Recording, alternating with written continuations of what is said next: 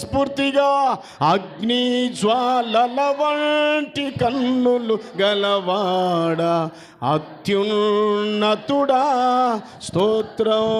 చేతులెత్తి ఆహాహా హల్లెలూయా చెప్దాం. ఆహాహా హల్లెలూయా చెప్దాం. ఆహాహా హల్లే ఆమేన్. ఆహాహా హల్లెలూయా మరలా ఆహాహా హల్లెలూయా.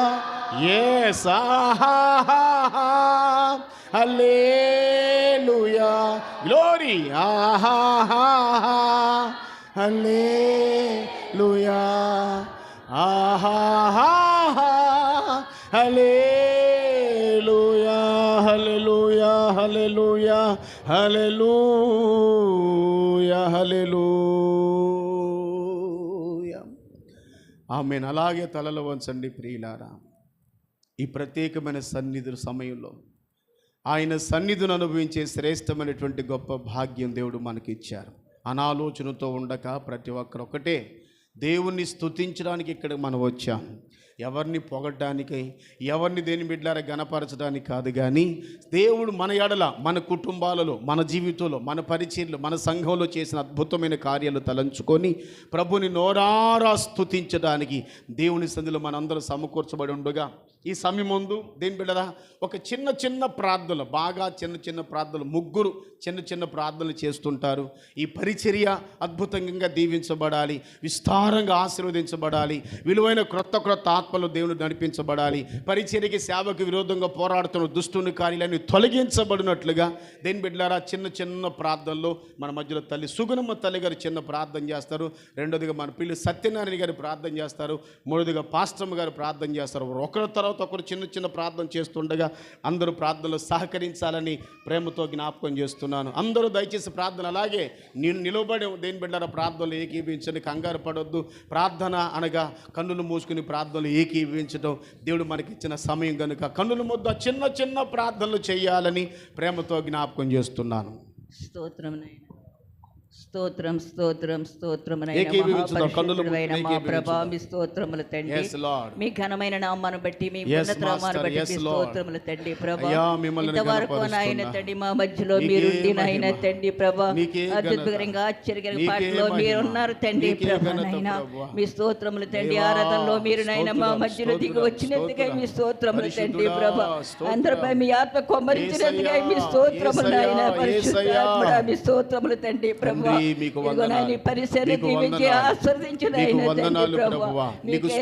స్తోత్రాలు తండ్రి ప్రభా. పరిసరంటే మీ చేతులకు అప్పగించుకుంటున్నాం తండ్రి ప్రభా. నాయన ఈ పరిసర దినదినాభివృద్ధి పరుషునైన తండ్రి. ఈ పరిసరాన్ని మీ కృపతో నింపండి ప్రభా తండ్రి. నాయన తండ్రి ప్రతి ఒక్కరిని సన్నిధికి నడిపించునైన తండ్రి. ఈ సన్నిధిలో అద్భుతమైన కార్యాలు జరిగించునైన యేసు నామములో అద్భుతమైన కార్యాలు జరిగించండి ప్రభా తండ్రి.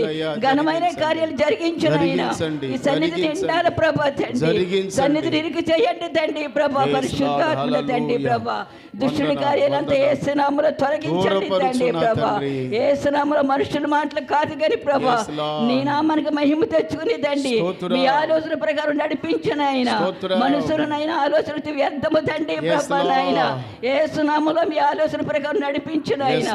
ఈ పరిసరాన్ని అభివృద్ధి పరిచునైనా తండ్రి ప్రభా. అనేక మంది బిడ్డల జన సమూహాన్ని నడిపించునైనా. క్రొత్త క్రొత్త నూతనమైన ఆత్మశక్తికి నడిపించునైనా. విస్తారమైన జనాన్ని నడిపించునైనా తండ్రి ప్రభా. ఈ సన్నిధికి చేయండి ప్రభా తండ్రి. ఈ ప్రాంత ప్రజలతో మాట్లాడుతండి ప్రభా. ఈ ప్రాంతాన్ని దీవించునైనా. నేను గుర్తెరగాల తండ్రి ప్రతి ఒక్క బిడ్డ నాయన. ప్రతి ఒక్క బిడ్డ నిజమైన దేవుడు వంతులుస్తున్న కృపను దయచేయండి. ఏ శ్రమలో ప్రతి ఒక్కరు రక్షణ పొందాలి తండ్రి. ప్రతి ఒక్క బిడ్డకి మారు మనసు రక్షణ దయచేయి.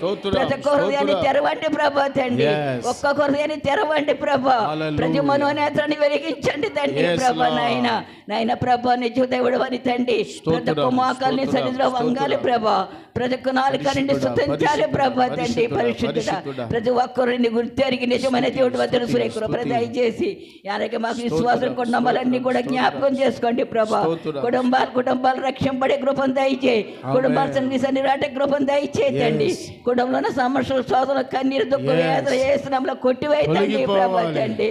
ప్రతి కుటుంబాన్ని దీవించి ఆస్వాదించి సంఘాన్ని ముఖ్యంగా అభివృద్ధి పరచండి. మా సేవకులను కాపాడుతండి ప్రభా, సేవకుల బలపరచండి అయినా, ఆరోగ్య దయచేతండి ప్రభా, మీ సేవలో బలంగా వాడుకోండి ప్రభా నైనా, ఏడలాత్మతో అభిషేకంతో నింపండి ప్రభా తండ్రి నాయన. అలాగే నాయన తండ్రి, సేవకులకు ఇచ్చిన ప్రతి ఒక్క బిడ్డల్ని దీవించి ఆశీర్వదించిన ఆయన, సంఘాలన్నీ దీవించి ఆశీర్వదించండి ప్రభా తండ్రి నాయన. ఎవరు వెనుక పడిపోకుండా ప్రతి ఒక్క బిడ్డని సంఘాలు రాట కృపను దయచేయి, నామకాత్వ జీవితాలు తీసివేయతండి ప్రభా నాయన.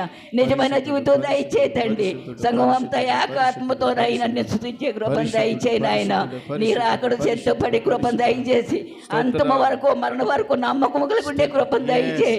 వాళ్ళ అపనమ్మకం విశ్వాసం రానివ్వకు తండ్రి ప్రభా, విశ్వాసంలో నడిపించిన ఆయన ముఖ్యంగా అడ్డు ఆటంకాల అభ్యంతరాలు ఏసురాములు తొలగిపోవాలి తండ్రి ప్రభా నాయన. నీ నామనికే మహిమ తెచ్చుకుని తండ్రి ప్రభా, ప్రతి ఒక్క వ్యతిరేకాన్ని ఏసురాములు అరసు వేసి తండ్రి ప్రభా, సంఘాన్ని అభివృద్ధి పరిచి విస్తరపజేసి వచ్చిన బిడ్డలందరినీ కూడా దీవించి ఆశీర్వదించి మీ వాక్యం ద్వారా మాతో మాట్లాడండి ప్రభా.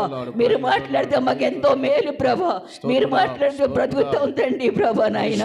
మీరు మాట్లాడి మమ్మల్ని బలపరిచి విన్న వాక్యం ఫలింపజేయండి ప్రభా. మళ్ళీ మేము నెమ్మరు వేస్తున్న కృపను దయచేసి జ్ఞాపకం దయచేసి తండ్రి, నీ వాక్యానుసారమైన జీవితాన్ని ఒక అందరికీ దయచేయమని సమస్త నీ చేతులకు అప్పగించుకుంటూ స్తుతి ఘనత మహిమ ప్రభావం మీరే పొందుకోమని యేసుక్రీస్తు నామములో అడిగి వేడుకుంటున్నాను నా పరమ తండ్రి. ఆమేన్ ఆమేన్. సత్యనారాయణ గారు ప్రార్థన చేస్తుండగా అందరూ ప్రార్థనలు ఏకీభవించుదాం. అనాలోచనతో ఎవరు ఉండొద్దు. ప్రతి ఒక్కరి ప్రార్థన చాలా ప్రాముఖ్యమైనది కనుక ప్రార్థనలు ఏకీభవించాలని కోరుతున్నాను. స్తోత్రం స్తోత్రం స్తోత్రం స్తోత్రం పరిశుద్ధుడా పరిశుద్ధుడా పరిశుద్ధుడా నీకు స్తుతి స్తోత్రాలు తండ్రి. దేవా మీరు ఇచ్చిన సంఘం కొరకే స్తుతి స్తోత్రాలు తండ్రి. సంఘం మీది ప్రభువా, దేవా సేవకులు మీ వారు ప్రభువా తండ్రి. ఈ ప్రజలైన వారందరినీ మీరు రక్షించండి ప్రభువా, నీకే స్తోత్రం. మా అందరినీ ప్రేమించి ఇచ్చిన మందిరం కొరకే నీకు స్తుతి స్తోత్రాలు తండ్రి. ఈ మందిరానికి వచ్చే ప్రతి బిడ్డను మీరు దీవించండి ఆయన. నీ వాక్యానుసారంగా జీవించే కృప ప్రతి బిడ్డకు దయచే ప్రభువా. వచ్చిన ప్రతి బిడ్డను మీరు ఎత్తుపట్టండి ఆయన, నీకే స్తోత్రాలు. వారికి మార్పు దయచేసి తండ్రి. ఎన్నో ఆత్మలు రక్షించడానికి ఈ మందిరాన్ని మీరు ఇచ్చినందుకు స్తుతి స్తోత్రాలు చెల్లిస్తున్నాను తండ్రి. ప్రభా నీకే మహిమ చెల్లిస్తున్నాను. మహిమ నీకే, ఘనత నీకే తండ్రి. ప్రభా ఇరుగు పొరుగు వారిని ఇంటి పక్క వారిని అందరినీ రక్షించిందండి దేవా. ఎంతమంది అయితే ఈ మైక్ శబ్దం ద్వారా నీ వాక్యాన్ని వింటున్నారో ప్రతి బిడ్డ హృదయం కదిలింపజేయ ప్రభా, నీకే స్తోత్రం. ప్రతి బిడ్డ నీ సన్నిధికి వచ్చి మోకరించి నీ స్తుతించడానికి, నిన్ను గణపరచడానికి కృప దయచేయ ప్రభా, నీకే స్తుతి స్తోత్రాలు. కుటుంబాలుగా నీ మందిరానికి రాట కృప దయచేయండి. చిన్నవారు మొదలుకొని పెద్దవారు వరకు నీ మందిరం ఉంటా కృప దయచేయమని మహిమ ఘనత ప్రభావాలు మీకే చెల్లిస్తూ వచ్చిన ప్రతి బిడ్డను దీవించి ఆశీర్వదించండి. వారికి ఉన్న ప్రతి అవసరత మీరు తీర్చండి. వారికి ఉన్న అనారోగ్యం వ్యాధి బాధల నుంచి విడుదల దయచేయమని మీరు పొందమని యేసుక్రీస్తు నామములో అడుగుతున్నాను మా పరమ తండ్రి. ఆమేన్. చేసిన ప్రార్థన ఆలకించి ఘన కార్యాలు జరిగిస్తున్న దేవునికి స్తోత్రములు చెల్లిద్దాం. స్తోత్రం స్తోత్రం స్తోత్రం స్తోత్రం. పాస్టర్ గారు ప్రార్థన చేస్తారు చివరిగా. స్తోత్రం స్తోత్రం స్తోత్రం స్తోత్రం. పరిశుద్ధాత్మ తండ్రి నీ ఘనమైన గొప్ప కృప కొరకే నీకే స్తోత్రాలు చెల్లిస్తున్నాను. ఇంతవరకు చేసిన ప్రతి ఒక్క ప్రార్థనలో ప్రతి ఆరాధనలో నీ కృప తోడుగా ఉంచినందుకు నీకే స్తుతులు స్తోత్రాలు చెల్లిస్తున్నాను అయ్యా. అయ్యా ఈ సమయంలో నానా అయ్యా నిత్యం నీ మందిరం కొరకే మేము ప్రార్థన చేస్తున్నాం అయ్యా.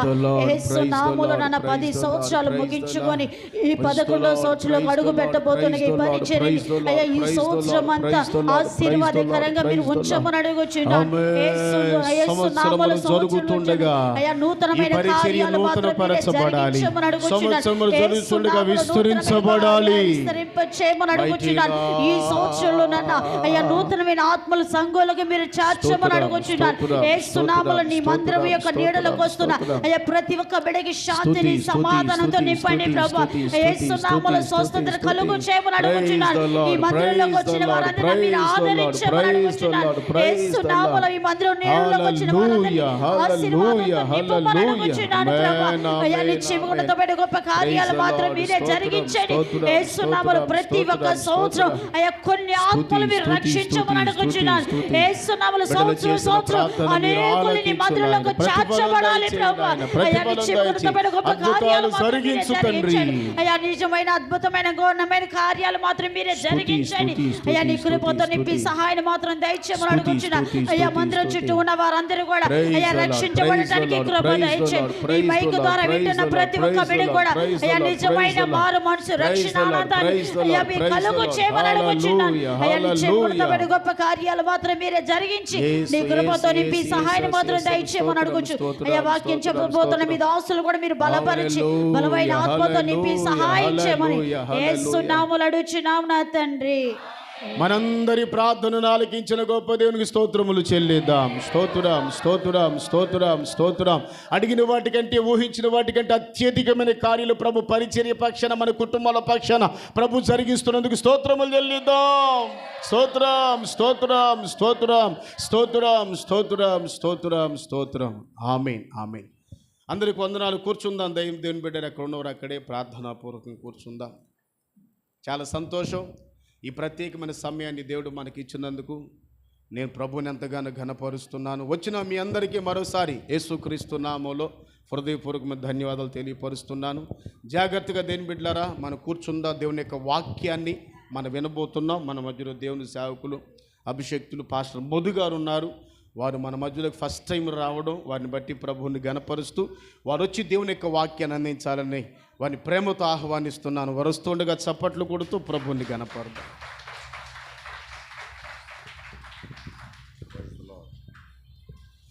హల్లెలూయా. దేవునికి మహిమ కలుగునుగాక. హల్లెలూయా. మరి దైవజనులు అభిషక్తులు మరి ఓసన్న గారికి అలాగే అమ్మగారికి అలాగే బిడ్డలకు ప్రత్యేక వందనాలు తెలియజేస్తూ ఉన్నాను. మీ అందరికీ వందనాలు, మీ అందరికీ వందనాలు. దేవుని యొక్క మహాకృప ఈరోజు మీతో ఉండాలని దేవుని ఏర్పాటు నేను అనుకుంటున్నాను. ఎందుకంటే తలంచకుండగా దైవజనులు మరి అయ్యగారు ఓసన్నయ్య గారు మరి ఈరోజు ఇక్కడికి రమ్మని చెప్పినప్పుడు ఎందుకు ఓకే అని చెప్పాను, నేను వస్తానని చెప్పాను. కానీ రావడానికి వచ్చే అంత బలము కానీ శక్తి కానీ లేదు. ఎందుకంటే చాలా బలహీనత ఉంది నాలో. అయినా కానీ దేవుని యొక్క సన్నిధికి వస్తానని చెప్పాను కనుక తప్పనిసరిగా మీ మధ్యకి వచ్చాను. ఈ ప్రాంతానికి ఎప్పుడు నేను రాలేను. అది దైవజనులు మీతో కూడా చెప్తున్నారు. ఎందుకంటే చాలా మరి ప్రాంతాలకు వెళ్ళాను కానీ ఈ లక్కవరం ఎప్పుడు నేను రాలేదు ఇక్కడికి. మాది ఒక్కలంక. తెలిసిన వారికి ఎవరైనా ఉంటే ఆ ఊరు సంగతి మీకు అందరికీ తెలిస్తే పర్వాలేదు. పులేటుకూరు దాటిన తర్వాత ముక్కాములు ఉంది. ముక్కాముల వెనకాల ఒక్కలంక ఉంది. ఆ ప్రాంతంలో దేవుని యొక్క సేవ చేస్తూ ఆయా ప్రాంతాల్లో దేవుడు నన్ను తన పని కొరకు సిద్ధపరచుకుంటున్నాడు. మరి ఈరోజు మీతో ఉండటానికి దేవుడు నన్ను మరి దేవుని యొక్క ఏర్పాటుని నేను నమ్ముతున్నాను. దేవుని స్తోత్రం. హల్లెలూయా హల్లెలూయా. మరి దైవజనులు ఎన్నో ప్రాంతాలలో ఎంతో అద్భుతంగా దేవుని యొక్క పరిచర్యలు వాడబడుతున్నారు. మీ సేవకులు మరి దేశాలలో విదేశాలలో వాడబడుతున్న దైవజనులు మరి ఈ ప్రాంతంలో ఈ చివరి ప్రాంతంలో మరి దేవుని యొక్క ఏర్పాటు మరి బూదిగంతముల వరకు నా సువార్తను ప్రకటించండి అనే మాట మరి దైవజనులలో దేవుడు నెరవేర్చుకుంటున్నాడు. రెండవది దైవజనులు ఆ మాటకు లోబడి చివరి ప్రాంతాలలో కూడా దేవుని యొక్క పని ఆయన కొనసాగిస్తున్నారు. మరి రావడానికి ఎంత దూరమైనా, ఎంత ప్రయాస అయినా, అనేక సంవత్సరాల నుంచి ఈ స్థలానికి, ఈ ప్రాంతానికి రావడం మరి దేవుని యొక్క కృప. రెండవది, మీరు చాలా అదృష్టవంతులు. దేవుని స్తోత్రం, హల్లెలూయా. ఈ ప్రాంతానికి మీ దైవజనులు రావడం మీరు చాలా అదృష్టవంతులు. ఎందుకంటే అంత అనుభవం కలిగిన దైవజనులు, ఆత్మీయత కలిగిన దైవజనులు, ఎంతో అభిషేకము కలిగిన దైవజనులు మరి మీ మధ్యలో ఉండటం మీకు, ఈ ప్రాంతానికి ఎంతో అద్భుతం, ఎంతో అదృష్టం. దేవుని స్తోత్రం, హల్లెలూయా, హల్లెలూయా. ఇది చాలామందికి అర్థం కాదు, చాలామందికి తెలియక ఏదో ఓసన్న గారంటే ఏదో ఎవరో మనకెందుకులే అని చాలామంది ఒకవేళ నిర్లక్ష్యం చేయొచ్చు. కానీ మాకు తెలిసినంత మట్టుకి ఎటువంటి పరిస్థితులలోనైనా కానీ దేవుని యొక్క పరిచర్యను విడిచిపెట్టకుండా, దేవుని యొక్క పనిలో ఒక బలవంతునిగా, ఎన్ని సమస్యలు వచ్చినా, ఎన్ని శోధనలు వచ్చినా, ఈ ప్రాంతానికి రావడానికి ఎంత కష్టమైనా కానీ మరి నిజంగా మరి దేవుడిచ్చిన ఆధిక్యత, రెండవది ఆయనకున్న ఆ యొక్క ధైర్యం అని నేను నమ్ముతున్నాను. దేవుని స్తోత్రం. దేవుడిచ్చిన బలము, దేవుడిచ్చిన ఆ గొప్ప ధన్యతను బట్టే ఈ ప్రాంతానికి మరి దైవజనులు ఓసన్న గారు రావడం మరి ఎంతో మరి మీకు ధన్యత, రెండవది మీకు ఎంతో ఆశీర్వాదం. దేవుని స్తోత్రం, హల్లెలూయా, హల్లెలూయా. నేనైతే రాలేను ఎంత దూరం, నిజంగా మీతో చెప్తున్నాను, నేనైతే రాలేను. ఎందుకంటే నేను చిన్నప్పటి నుంచి కూడా ఆ ప్రాంతాలలో సేవ చేస్తూ, ఎవరైనా ఒకవేళ ఎప్పుడైనా ఇలా పిలిస్తే ఎక్కడికైనా వెళ్ళగలను. కానీ ఎన్ని సంఘాలు కట్టి, ఇంత రాత్రనక పగలనక మరి సుదీర్ఘమైన ప్రయాణాలు చేస్తూ, మరి ఎంత ఓర్చుకుంటూ, ఎంత ఓర్మి కలిగి మరి ప్రాంతాలలో దేవుని యొక్క పరిచర్య చేస్తున్నారంటే మరి నిజంగా నేను ఎంతో ఆశ్చర్యపోతున్నాను. దేవుని స్తోత్రం, హల్లెలూయా. మీలో అంత ఆలోచన కలిగి ఉండాలి. నాకే ఇప్పుడు ఇంత ఆలోచన వచ్చిందంటే దైవజనులు వచ్చి మరి ఎంత దూరము ప్రయాసపడుతూ, ఎంత కష్టమైనా సరే మీరిచ్చే కానుకల కోసం కాదు, మీరు ఏదో చూపించే అభిమానం కోసం కాదు, కానీ దేవుని పని చేయాలి, దేవుని పని చేయాలని ఒక కంకణం కట్టుకుని మరి వారు ఈ స్థలాలలో, అనేక ప్రాంతాలలో దేవుని యొక్క పరిచర్యలు వాడబడుతున్నారంటే మరి నిజంగా నేను నమ్మలేకపోతున్నాను. దేవుని స్తోత్రం, హల్లెలూయా, హల్లెలూయా. మరి యొక్క చర్చి కట్టి మరి ఎన్ని సంవత్సరాలైందో తెలియదు, కానీ ఈరోజు ఈ చర్చి యొక్క ఏంటంటారు, యానివర్సరీ. దేవుని స్తోత్రం, హల్లెలూయా. ఈ చర్చి యానివర్సరీ. దేవుడు చక్కని సమయాన్ని మీకు అనుకూలపరిచాడు. ఎన్ని సంవత్సరాలున్నా ఓసన్న గారైనా, ఓసన్న గారి కుమారులైనా, వారి కుమారులైనా, ఎవరైనా కానీ ఈ పరిచర్య ఆగిపోదో, ఎప్పుడు సాగిపోతుందని మరి దైవజనులు చెప్తుంటే నేను ఆశ్చర్యపోయాను. కొన్ని సంఘాలు మూతవేయబడ్డాయి, కొన్ని సంఘాలు మూతవేయబడ్డాయి, చాలా మందిరాలు మూతవేయబడ్డాయి. ఎందుకో తెలీదు, ఆరాధన ఉండదు, సంఘాల్లో తాళాలు వేస్తుంటుంటాయి, కానీ ఆ పని జరగదు. ఎందుకంటే సరైన దైవజనులు లేక, వారి యొక్క కుమారులు దేవుని యొక్క పరిచర్య చేయక, దేవుని పనిలో వాడబడక, మరి చాలామంది పాస్టర్మలు కూడా దేవుని యొక్క పని చేయక కొన్ని సంఘాలు ఏమైపోయాయంటే తాళాలు వేయబడ్డాయి. కానీ అటువంటి రీతిగా కాకుండా మరి దేవుని యొక్క పనిలో మరి బలపడి దేవుని యొక్క పని చేయాలి. ఎంత దూరమైన, ఎంత కష్టమైనా సరే దేవుని పని ఆగకూడదని మరి వారు ఒక ఆలోచన కలిగి మరి ప్రాంతానికి ఒక సమర్పణ జీవితం కలిగి మీ మధ్యలో నిలబడుతున్నారు. దేవుని స్తోత్రం, హల్లెలూయా.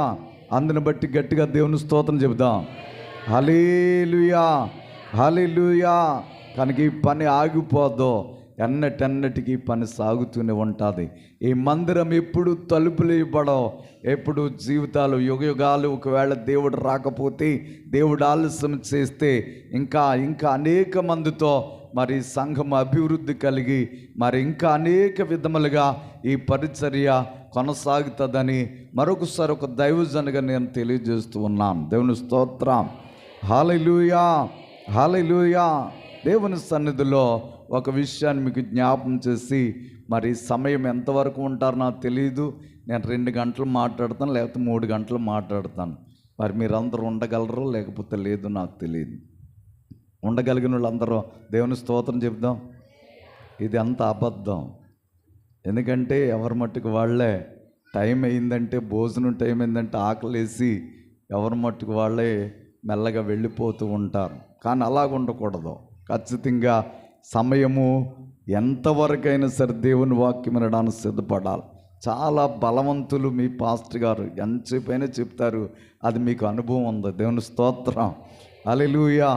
ఆదివారం ఆరాధనలకైతే ఒకవేళ టైం లేక కొంచెం స్పీడ్కి వెళ్ళిపోవచ్చు, కానీ ఏదైనా కూడికలు జరిగినప్పుడు, ఏదైనా ఒక ప్రత్యేకమైన ఏదైనా ప్రార్థన కూడిక జరిగినప్పుడు వారు ఎంత వాక్యం చెప్తారో అది నాకు తెలుసు. దేవుని స్తోత్రం. హల్లెలూయా. నేను ఎన్నో సంవత్సరాల నుంచి దైవజనులతో, నాకు చాలా సంవత్సరాల నుంచి 1998 సంవత్సరం అనుకుంటాను ఈ ప్రాంతానికి వస్తా. అంతే గారు అమ్మ 98. ఎందుకంటే అప్పటి నుంచి కూడా దైవజనులు నాకు చాలా మరి పరిచయం కలిగి ఉన్నారు. దేవుని స్తోత్రం. హల్లెలూయా. ఇంచుమించు 20-25 సంవత్సరాల నుంచి దైవజనులు నాకు తెలుసు. నేను ప్రారంభించిన దినాలు, నేను 1993లో దైవజనుగా ప్రారంభమయ్యాను. అప్పటి నుంచి నేను కొనసాగుతున్నాను. దేవుని యొక్క వాక్యాన్ని మరి ఆయా స్థలాల్లో ప్రకటిస్తున్నాను. దైవజనులు నాకు బాగా పరిచయ వ్యక్తులు. దేవుని స్తోత్రం. ఒకే మండలంలో ఉన్నాం, ఒకే మరి చక్కని కార్యక్రమాలు జరుగుతూ ఒకరినొకరు అర్థం చేసుకుంటూ దేవుని సన్నిధిలో సాగుతున్నాం. కానీ ఈ ప్రాంతానికంటే నేను రాలేదు, కానీ దైవజనులతో చాలా కాలం నుంచి నాకు అనుభవం ఉంది. దేవుని స్తోత్రం. హల్లెలూయా. కనుక మీరందరూ కూడా దేవుని వాక్యము, మీ దైవజనులంతా ఒకవేళ గంభీరంగా మాట్లాడకపోయినా కానీ కొన్ని నిమిషాలు దేవుని మాటలు అందిస్తాను. 114వ కీర్తన ఒక 2-3 వచనాలు మనం చదువుదాం. 114వ కీర్తన మొదటి నుంచి.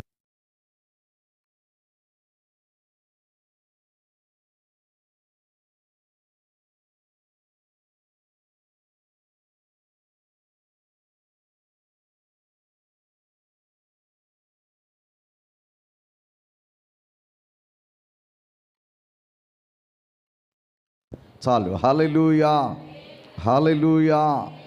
యాకోబు పరిశుద్ధ స్థలమాయను. అన్యజనులలో నుండి బయటకు వెళ్ళినప్పుడు యాకోబు పరిశుద్ధ స్థలమాయను.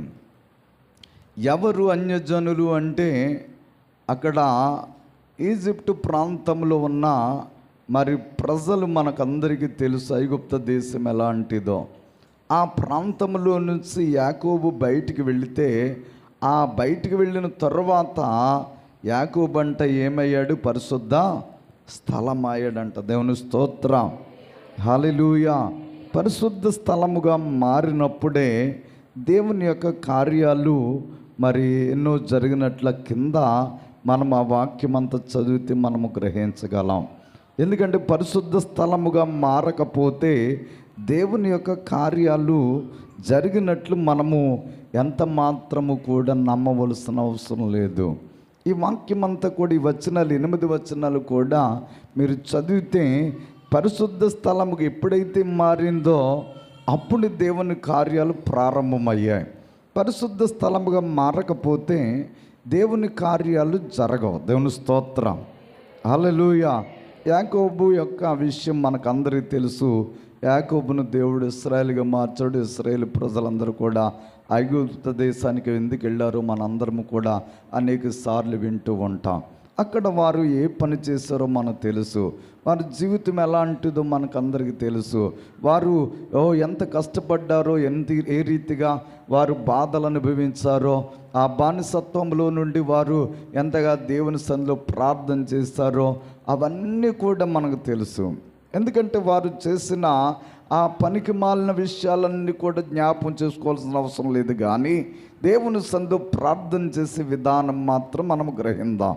ఎందుకంటే ప్రార్థన చేసి ఎప్పుడైతే ఆ ఇశ్రాయేలు ఐగుప్తు దేశంలోంచి బయటకు వచ్చాడో వెంటనే దేవుని యొక్క కార్యాలు ప్రారంభమయ్యాయంట. దేవుని స్తోత్రం, హల్లెలూయా.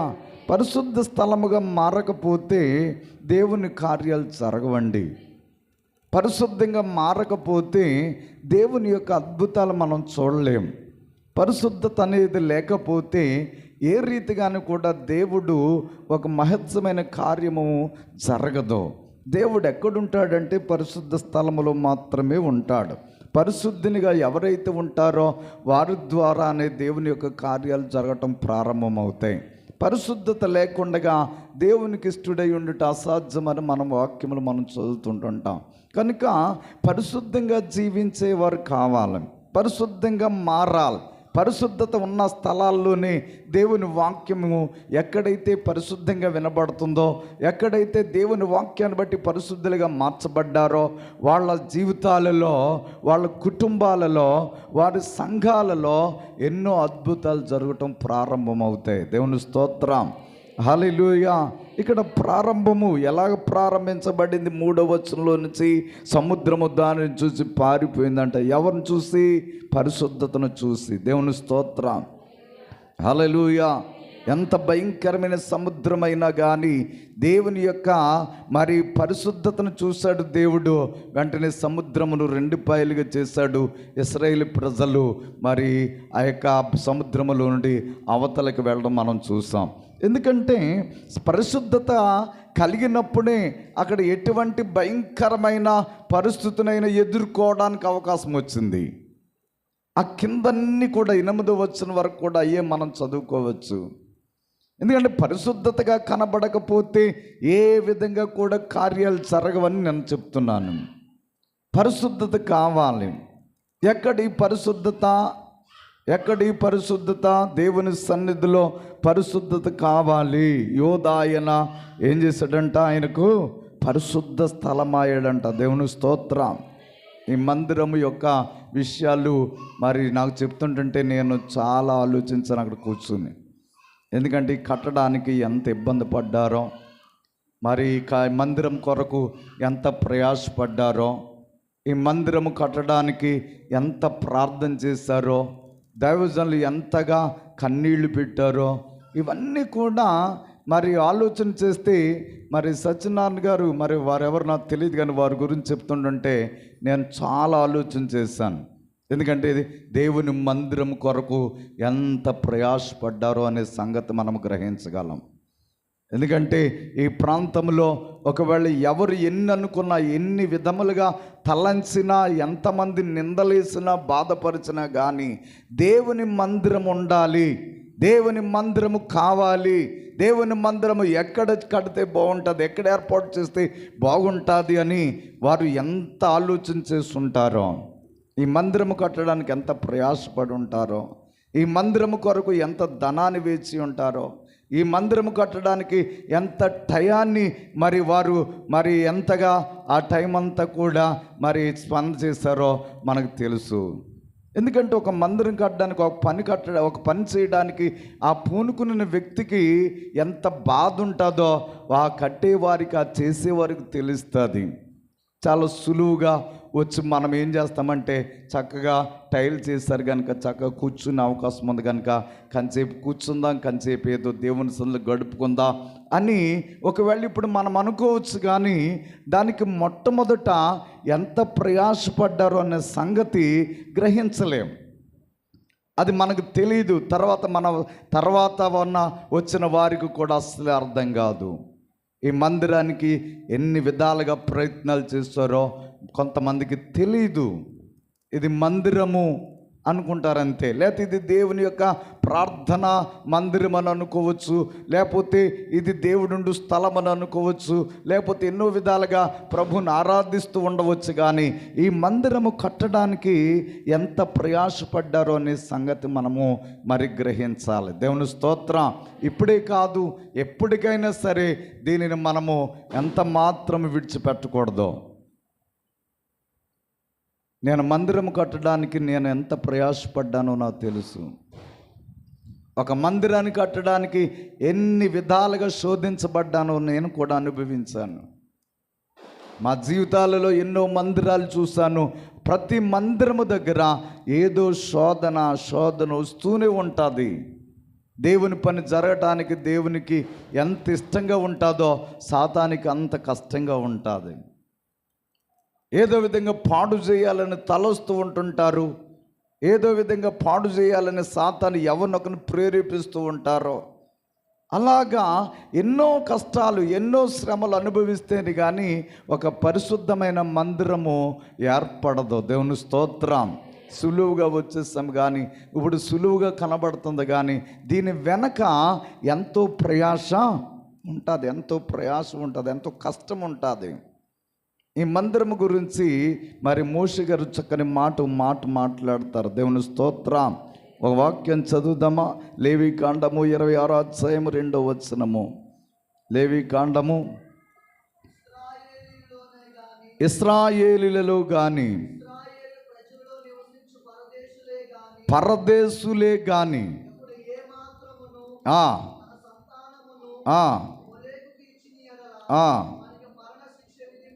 26వ అధ్యాయము 2వ వచనం. ఆచరింపవలెను, నా పరిశుద్ధ మందిరమును సన్మానింపవలెను. దేవునికి స్తోత్రం. హల్లెలూయా. ఏం చేయాలంటే ఈ మందిరాన్ని ఏం చేయాలి? ఒకటి, దేవుడిచ్చిన ఆధిక్యతను బట్టి మనము బ్రతుకుంటే బ్రతికినన్నాళ్ళు కూడా దేవుని మందిరములో దేవుని స్తుతిస్తూనే ఉండాలి, దేవుణ్ణి ఆరాధిస్తూనే ఉండాలి. అంత మాత్రమే కాదు, మరి వారు ఎంతో ప్రయాసపడి, ఎన్నో విధాలుగా కష్టపడి, ఎంతో డబ్బుని వెచ్చించి ఏం చేశారంటే ఒక మందిరము నిర్మించబడింది. ఇశ్రాయేలీయులు కూడా ఒక మందిరాన్ని నిర్మించారు. దేవుని యొక్క ఏర్పాటు చొప్పున, దేవుని మాట ప్రకారంగా, ఆయన ఇచ్చిన ఆలోచన చొప్పునని ఒక మందిరాన్ని కట్టారు. ఆ మందిరము కొరకు చక్కగా మరి మోషే గారు చెప్తున్న మాట ఏంటంటే, మందిరమును ఎప్పుడు కూడా సన్మానించాలి. దేవుని స్తోత్రం.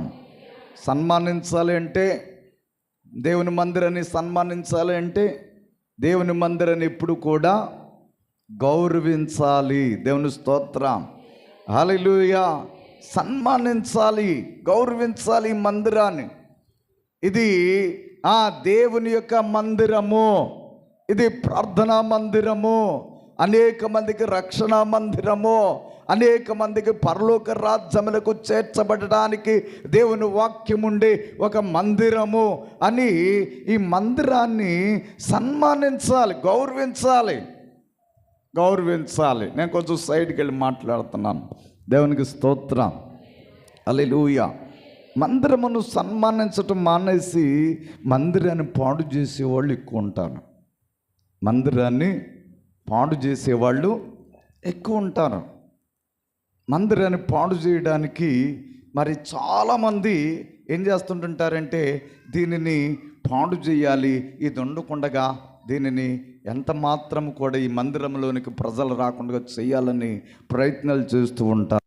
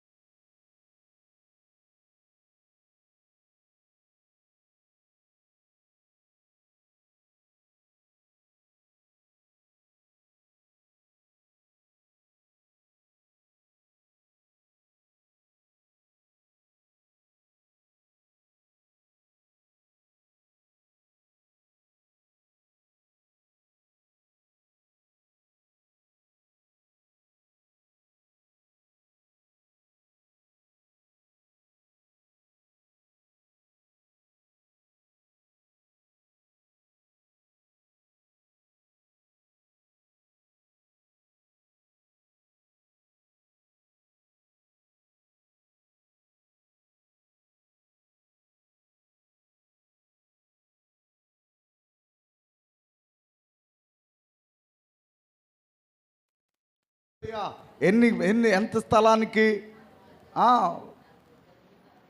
ఎంత భూమి వెళ్ళిపోయింది? ఎందుకంటే దేవుని యొక్క వాళ్ళే పాడైపోతారు. దేవుని స్తోత్రం, హల్లెలూయా. మనము దేవుని యొక్క సన్నిధిలో దేవుని పనిని ఏం చేయాలి? ప్రోత్సహించాలి. దేవుని మందిరాన్ని సన్మానించాలి. దేవుని మందిరాన్ని పాడు చేసే వారంగా ఉండకూడదు. దేవుని మందిరాన్ని ఎప్పుడు కూడా గౌరవించాలి. ఇది దేవుని మందిరము. ఈ మందిరములో ప్రార్థన చేస్తే దేవుడు కార్యాలు చేస్తాడు. ఈ మందిరములో మనము పరిశుద్ధాలయముగా మార్చబడితే మన జీవితాలలో దేవుడు అనేక కార్యాలు చేస్తాడనే ఆలోచన ఎవరికైతే వారి మనసులలో ఆలోచన చేసి ఆ మందిరము తరపున సన్మానించడానికి ఇష్టపడతారో వారి జీవితాలలో, వారి కుటుంబాలలో ఎన్నో కార్యాలు చూడగలరు. దేవుని స్తోత్రం, హల్లెలూయా. దేవుని మందిరాన్ని ఎప్పుడు కూడా సన్మానించాలి. దేవుని మందిరాన్ని దేవుడు అంటాడు, నా మందిరమును మీ మధ్యలో ఉంచుతానంటాడు. దేవునికి స్తోత్రం, హల్లెలూయా. లేవీకాండం 26వ అధ్యాయం 11వ వచనం మనం చదువుదాం. లేవీకాండము నా యందు మీ యందు నాకు మనస్సు అసహ్యపడదు. దేవునికి స్తోత్రం. దేవుడు అసహ్యపడేవాడు కాదు. దేవుని మందిరములో నీవెప్పుడైతే ఇది దేవుని మందిరము, ఈ మందిరమును సన్మానించాలి, ఈ మందిరమును సన్మానించాలి, ఈ మందిరమును గౌరవించాలి, ఈ మందిరములోనికి వెళ్ళాలి, ఈ మందిరములో ప్రార్థన చేసుకోవాలి అన్న ఆలోచన కలిగిన వారికి ఎప్పుడు కూడా దేవుడు వారిని విడిచిపెట్టడు, అసూయ పడడు. దేవునికి స్తోత్రం, హల్లెలూయా, హల్లెలూయా. దేవుని మందిరానికి వచ్చిన వాళ్ళు ఎవరిని అసూయ పడడు దేవుడు.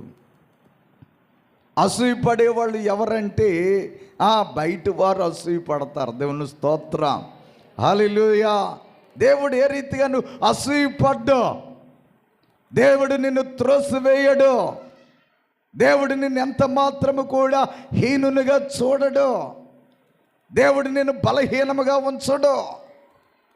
ఎందుకంటే దేవుని మందిరములో నువ్వెప్పుడైతే దేవునిని గౌరవించి, దేవుని మందిరాన్ని గౌరవించి దేవుని సన్నిధికి వచ్చావో దేవుడు నిన్ను బలపరచడానికి ఇష్టపడతాడు, కానీ ఎంత మాత్రము నిన్ను బలహీనునిగా చెయ్యడు. దేవునికి స్తోత్రం, హల్లెలూయా. దేవుడు అసహించుకోడంట. దేవుడు నిర్గమకాండములో ఒక మాట చదువులో, నిర్గమకాండం కంటే లేవీకాండం 8:10 వచనం ఒకసారి చదవండి మరొకసారి. లేవీకాండము 8:10 వచనం. మందిరము మరియు మోషే అభిషేక తైలము తీసుకొని మందిరమును దానిలోనున్న సమస్తమును అభిషేకించి వాటిని ప్రతిష్ఠించెను. అతడు దానిలో కొంచెము దేవునికి మహిమ కలుగును గాక, హల్లెలూయా. మందిరములో ఉన్న వాటినన్నిటిని కూడా దేవుడు ఏం చేశాడంట? మోషే గారి ద్వారా అభిషేకము. దేవుని స్తోత్రం. దేవుని మందిరములో ఉన్న సమస్త వస్తువులు కూడా అభిషేకముతో ఉన్నవే. దేవుని మందిరములో ఉన్న కొన్ని వస్తువులను ఏం చేస్తారంటే ఉపయోగించుకుంటుంటారు. ఇంటి దగ్గర ఉపయోగించుకుంటుంటారు, చాలామంది ఉపయోగించుకుంటుంటారు. ఉపయోగించుకున్న వారు ఏమైపోయారో రాజ్యాలు కూలిపోయాయి. బైబిల్ గ్రంథములో మెనే టేకలో పర్సన్ అనే ఒక మాట రాజుగారికి మనము చూస్తాం. గోడ మీద రాసి ఏం చేశాడు? ఆ రాత్రి అయినా ఏం చేశాడు? దేవుని యొక్క ఉపకరణములను పట్టుకుని వెళ్ళి దేవుని మందిరములో ఉన్న వస్తువులన్నీ పట్టుకెళ్ళి ఉపయోగించుకున్నాడు. కనుక దేవుడు ఏం చేశాడు? ఆ రాత్రి మాట్లాడాడు. నీ బ్రతుకంతా కూడా ఏమైపోయింది? కాట వేయబడింది. దేవునికి ఇష్టంగా నువ్వు కనబడలేదని దానియేలు ద్వారా రాజుగారికి చెప్పడం జరిగింది. దేవుని స్తోత్రం. ఎందుకంటే ప్రతి వస్తువు కూడా అభిషేకము కలిగిన ప్రతి వస్తువు మనము చూస్తాం. మందిరములో ఉన్నది ప్రతిది కూడా అభిషేకము కలిగినదే. ఈ వస్తువులు సొంతానికి ఉపయోగించుకోకూడదు. దేవుని పనికి మాత్రమే ఉపయోగించాలి. దేవుని స్తోత్రం. హల్లెలూయా, హల్లెలూయా. ఏదైనా ఫంక్షన్ జరిగితే ఏం చేస్తారంటే ఏదైనా 100-200 కుర్చీలు చెప్పుకుంటారు. కానీ ఏదైనా ఇంటి దగ్గర చిన్న కార్యక్రమం అయితే చర్చిలో పెట్టండి అంటారు. తాళం తీసి చర్చిలో పెట్టండి అంటారు. మీరు ఎలా చేయరేమో నాకు తెలియదు, కానీ మా మందిరంలో ఉన్న 100 కుర్చీలు కూడా పట్టుకెళ్ళి వేసేసుకుంటుంటారు. నేను చాలాసార్లు చెప్పాను, ఈ పని చేయటం వలన మీకు ఏదైనా నష్టం కలగొచ్చని. దేవుని స్తోత్రం. హల్లెలూయా. అభిషేకము కలిగిన వస్తువును దేనిని మనము తాకకూడదు. అభిషేకము కలిగిన వస్తువులు మన ఇష్టానికి ఉపయోగించుకోకూడదు. మందిరమును శుభ్రముగానే ఉంచాలి. మందిరమును అభిషేకముతో ఉన్నట్లే ఉంచాలి. సన్మానము చేయాలి. రెండవది, ఈ మందిరాన్ని ఏం చేయాలంట? ఏం చేయాలి? రెండవ మాట ఏం చెప్పాను మీకు? ఏ విధమైన మందిరమునికి వచ్చిన వారిని ఎవరిని కూడా దేవుడు అసహ్యపడాడు. మనము అసహించుకోవడానికి వీల్లేదు. మందిరములో ఉన్న ప్రతి దానిని దేవుడు అభిషేకించాడు. ఈ అభిషేకాన్ని మనము కూడా అనుభవించడానికి చూడాలి. దేవుని స్తోత్రం. హల్లెలూయా, హల్లెలూయా. ప్రతి వస్తువు కూడా అభిషేకము కలిగిన వస్తువే. ఈ మందిరములోనికి వచ్చిన వారందరినీ కూడా దేవుడు అభిషేకిస్తూనే ఉంటాడు. త్రోసివేసేవాడు కాదు. దేవుని స్తోత్రం. హల్లెలూయా. దేవుని మందిరమును గురించి బైబిల్లో ఎన్నో విషయాలు వ్రాయబడ్డాయి. దేవుని మందిరము చాలా విధాలుగా ఆశీర్వాదకరంగా ఉంటుంది. ఈ మందిరంలోనికి వచ్చిన వాళ్ళందరూ చూద్దాం కదా. 84వ కీర్తన 4వ చరణంలో ఈ మందిరం అంతా కూడా ధన్యతకరంగా ఉంటుంది. ఈ మందిరంలోకి వచ్చిన వారందరూ వర్ధిల్లుతారు. 92వ కీర్తన 13వ చరణంలో వర్ధిల్లుదురు అని ఉంటుంది మనం చదివితే. ఎందుకంటే దేవుని మందిరమునకు వచ్చిన వారందరూ ధన్యులుగా ఉంటారు. దేవుని మందిరమునకు వచ్చిన వారందరూ వర్ధిల్లుతూ ఉంటారు. వర్ధిల్లాలి తప్ప శాపాలు తెచ్చుకోకూడదు. ఈ మందిరంలో కూర్చున్న వారందరూ ధన్యకరంగా జీవించాలి తప్ప ఎవరును కూడా శాపములు మిగిల్చుకోకూడదు, శాపాలు తెచ్చుకోకూడదు. ఎందుకంటే ఇది దేవుని యొక్క మందిరము. దేవునికి స్తోత్రం. హల్లెలూయా, హల్లెలూయా. దేవుని మందిరమును ఎప్పుడు కూడా దేవుని స్తుతిస్తూనే ఉండాలి. దేవుని మందిరములో నెహెమీయా గ్రంథం 12:40 దేవుని మందిరముతో ఏం చేస్తారంటే స్తుతించాలి. దేవుని మందిరములో స్తుతియాగాలు కనబడాలి. అయ్యగారు ప్రతి సమయమందు మనమందరము కూడా ఆరాధిద్దాం ప్రభువునని మిమ్మల్ని అందరినీ కూడా లేచి ప్రభువును స్తుతిస్తూ ఉంటే దేవుని యొక్క అభిషేకము, దేవుని యొక్క ఆత్మ, దేవుని యొక్క శక్తి మన మధ్యలో ఉండి మనందరినీ కూడా బలపరచబోతుంది. కనుక దేవునికి ఏం చేయాలి? స్తుతియాగాలు అర్పించే మందిరముగా కనబడాలి. దేవునికి స్తోత్రం. హల్లెలూయా, హల్లెలూయా. ఈ దేవుని మందిరానికి వచ్చిన ప్రతి ఒక్కరు కూడా భయము, భక్తి కలిగి ఉండాలి. కీర్తన గ్రంథంలో మనం చూస్తాం మాట 55:7 అనుకుంటాం. మందిరములో భయభక్తులు కలిగి ఉండాలి. చదవండి మాట.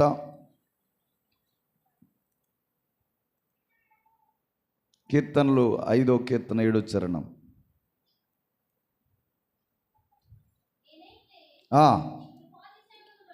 నీ కృపాతిశయమును బట్టి నీ మందిరములో ప్రవేశించేదను.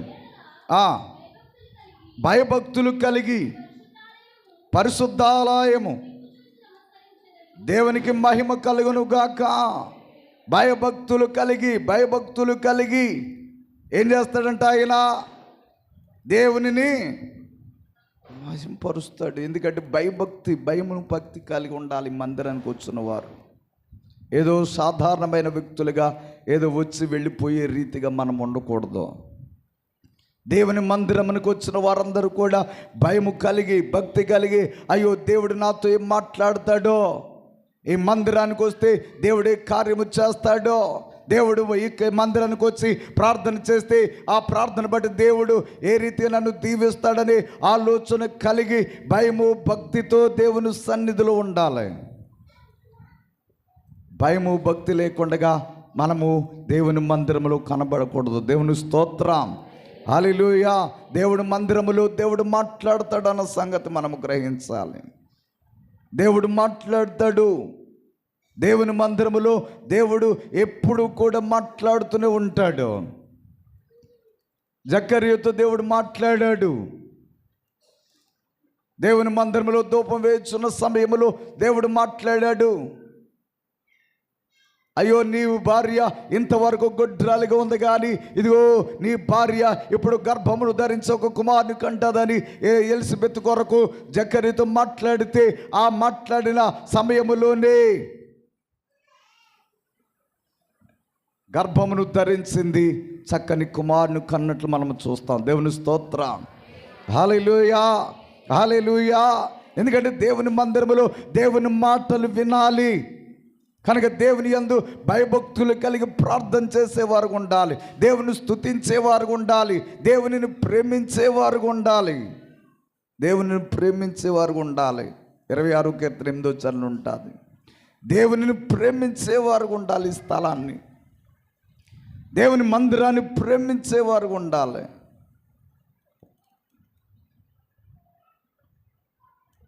మూడు రోజుల క్రితము మందిరానికి మళ్ళీ ఆ షేడ్ కోసం మళ్ళీ గొడవ అయింది మాకు. ఇంకా మొన్నే ఆ బయటకు వేసిన షేడ్ తీసేమని గొడవ పెడుతున్నారు. మళ్ళీ రాత్రి వార్త ఏంటంటే 6 లక్షలు పోగొట్టుకున్నాడంట వాళ్ళ కుమారుడు. దేవుని స్తోత్రం. బెట్టింగ్ వేసుకుంటున్నాడంట. అది ఏంటి సెలవులోనే ఇందులో బెట్టింగ్లు అంటే నాకు తెలియదు, నేను ఆడినప్పుడు. 6 లక్షలు పోయిందంట. 6 లక్షలు. దాన్ని గ్రహింపు లేదు ఇప్పుడు వరకు, వారికి అర్థం కావట్లేదు. దేవుని మందిరాన్ని ప్రేమించడం మానేసి దేవుని సన్నిధిలో దేవునికి అయిష్టమైన కార్యాలు జరిగించడానికి, దేవుని మందిరాన్ని కోల్చడానికి, దేవుని మందిరాన్ని పాడు చేయడానికి ప్రయత్నాలు చేస్తున్నారు. ఆశీర్వాదాలు పోగొట్టుకుంటున్నారు. ఉన్న ధనాన్ని పోగొట్టుకుంటున్నారు. దేవుని మందిరములకు ఒకవేళ ప్రార్థన చేస్తే బాగుపడతాము అనే సంగతి మానేసి వ్యాధిగ్రస్తులు అయిపోతున్నారు, బలహీనులు అయిపోతున్నారు చాలామంది. దేవుని మందిరాన్ని ప్రేమించేవారు ఉండాలి మనం. దేవుని స్తోత్రం, హల్లెలూయా, హల్లెలూయా. దేవుని మందిరాన్ని పాడు చేసేవారిగా ఉండకూడదు. ఈ సంవత్సరము దేవుడు ఇదిగో ఈ రీతిగా మనమందరము కూడా ఈ యొక్క కార్యక్రమాన్ని చేసుకుంటున్నాము. ఈ యానివర్సరీలో ప్రభు యొక్క సన్నిధిలో అయ్యో మేమందరం కూడా దేవుని మందిరంలో ఫలానా సంవత్సరం నుంచి ఈ మందిరానికి నేను ప్రారంభమయ్యాను, ఇప్పటి వరకు దేవుడు నన్ను కాపాడాడు, ఈ మందిరానికి వచ్చిన తర్వాత దేవుడు నన్ను దీవించాడు, ఈ మందిరములో ప్రార్థన చేస్తే ప్రార్థనకు సమాధానం ఇచ్చాడు, ఈ మందిరమునకు వచ్చి నేను ప్రార్థన చేయగా నాకు బిడ్డలు కలిగారు, నా కుటుంబం బాగుపడింది అనుకునే వారందరూ కూడా దేవునిని ప్రేమించాలి, కానీ దేవునిని మందిరాన్ని పాడు చేసే వారంగా ఉండకూడదు. దేవుని మందిరాన్ని పాడు చేసేవారు ఉండకూడదు. దేవుని స్తోత్రం, హల్లెలూయా, హల్లెలూయా. దేవుని సన్నిధిలో మనమందరము కూడా మరి చక్కని దేవుని మందిరములో సమర్పణ జీవితం కలిగి ఉండాలి. దేవుని స్తోత్రం, హల్లెలూయా. 1 సమూయేలు గ్రంథం 1వ అధ్యాయం 24వ వచనంలో అన్న గురించి చక్కగా వ్రాయబడింది.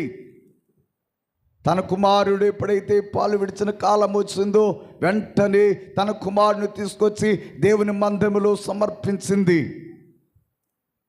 ఆ వాక్యం చదవండి, వాక్యాన్ని చదవండి. 1 సమూయేలు గ్రంథం 1వ అధ్యాయం 24వ వచనం. పాలు మాన్పించిన తరువాత అతడు ఇంకను చిన్నవాడై ఉంటగా ఆ బాలుని ఎత్తుకుని ద్రాక్షారసము తిత్తెను తీసుకుని సిలోహలోని మందిరమునకు వచ్చెను. దేవునికి మహిమ కలుగును గాక. హల్లెలూయా, దేవుని మందిరములో, దేవుని యొక్క సన్నిధిలో తన కుమారుడైన సమూయేలును చిన్ననాడి అప్పగించడానికి వచ్చింది. సమర్పణ కలిగిన జీవితం అన్నది. దేవునికి స్తోత్రం. హల్లెలూయా. అంటే దేవుని మందిరములో సమర్పించి, అర్పణ అర్పించి గుణము కలిగిన వారమై ఉండాలి. దేవుని మందిరానికి వచ్చి వెంటనే ఊరికినే వెళ్ళిపోయే వాళ్ళు ఉంటారు, కానీ అర్పణ అర్పించేవారు కావాలి దేవుని మందిరములో. దేవుని స్తోత్రం. నా మందిరములో ఆహారం ఉండునట్లు 10వ భాగమును ఏమంటాడు మలాకి గ్రంథం 3:10 ఎందుకంటే దేవుని మందిరమునకు అర్పణ కలిగిన, సమర్పణ కలిగిన వారమై ఉండాలి. దేవుని మందిరములో వట్టిగానే ఉండకూడదు. ఏం చేస్తామంటే దేవుని మందిరానికి వచ్చినప్పుడు ఏదో చక్కగా అందరము కలిసి, మేము ప్రతి నెల భోజనాలు పెడుతూ ఉంటాం. ప్రతి నెల సంఘానికి భోజనాలు పెడుతుంటుంటాం మొదటి ఆదివారం. ఒక ఆవిడ ఉంది, ఏమైనా భోజనాలకి చాలా ఖర్చు అయిపోద్ది కదా అయ్యగారు, కనుక ఎప్పుడు ఇలాగే పెడతా ఉంటే మరి ఎన్ని సంవత్సరాల వరకు పెడతారేంటి అని అడిగింది నన్ను. దేవుని స్తోత్రం. ఎన్ని సంవత్సరాల వరకు పెట్టాలి భోజనం?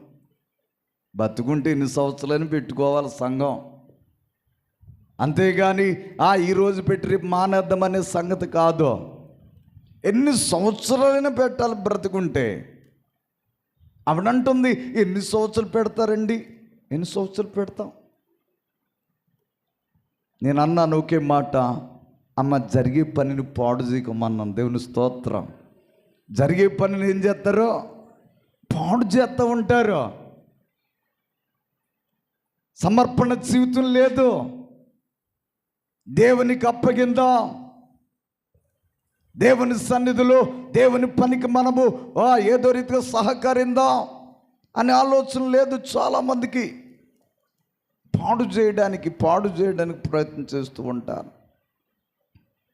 పాడు చేస్తే నువ్వు పాడైపోతావు. దేవుని స్తోత్రం.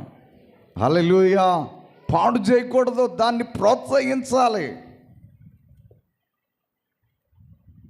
ఎప్పుడైనా భోజనానికి నువ్వేమైనా డబ్బులు ఇచ్చావమ్మా అని అడిగాను నేను. అడిగితే ఎప్పుడు ఇవ్వలేదండి. మరి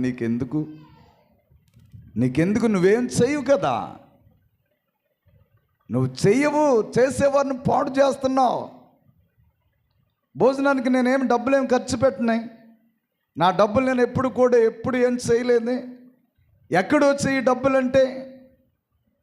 ఎక్కడొచ్చాయి ఈ డబ్బులు?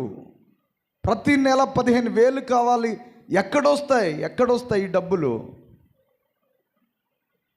భోజనానికి ప్రతి నెల 15,000 రూపాయలు ఖర్చు పెట్టాలంటే ఎవరిస్తారు? నువ్వు అడిగావు, కానీ నువ్వేమిచ్చావు దేవునికంటే? నేను ఏమి ఇవ్వలేదండి. మరి ఇవ్వలేని దానికి నీకెందుకు? జరిగేది ఏదో జరుగుతుంది. సమర్పణ జీవితం లేదు, దేవునికి అర్పించే బ్రతుకు లేదు.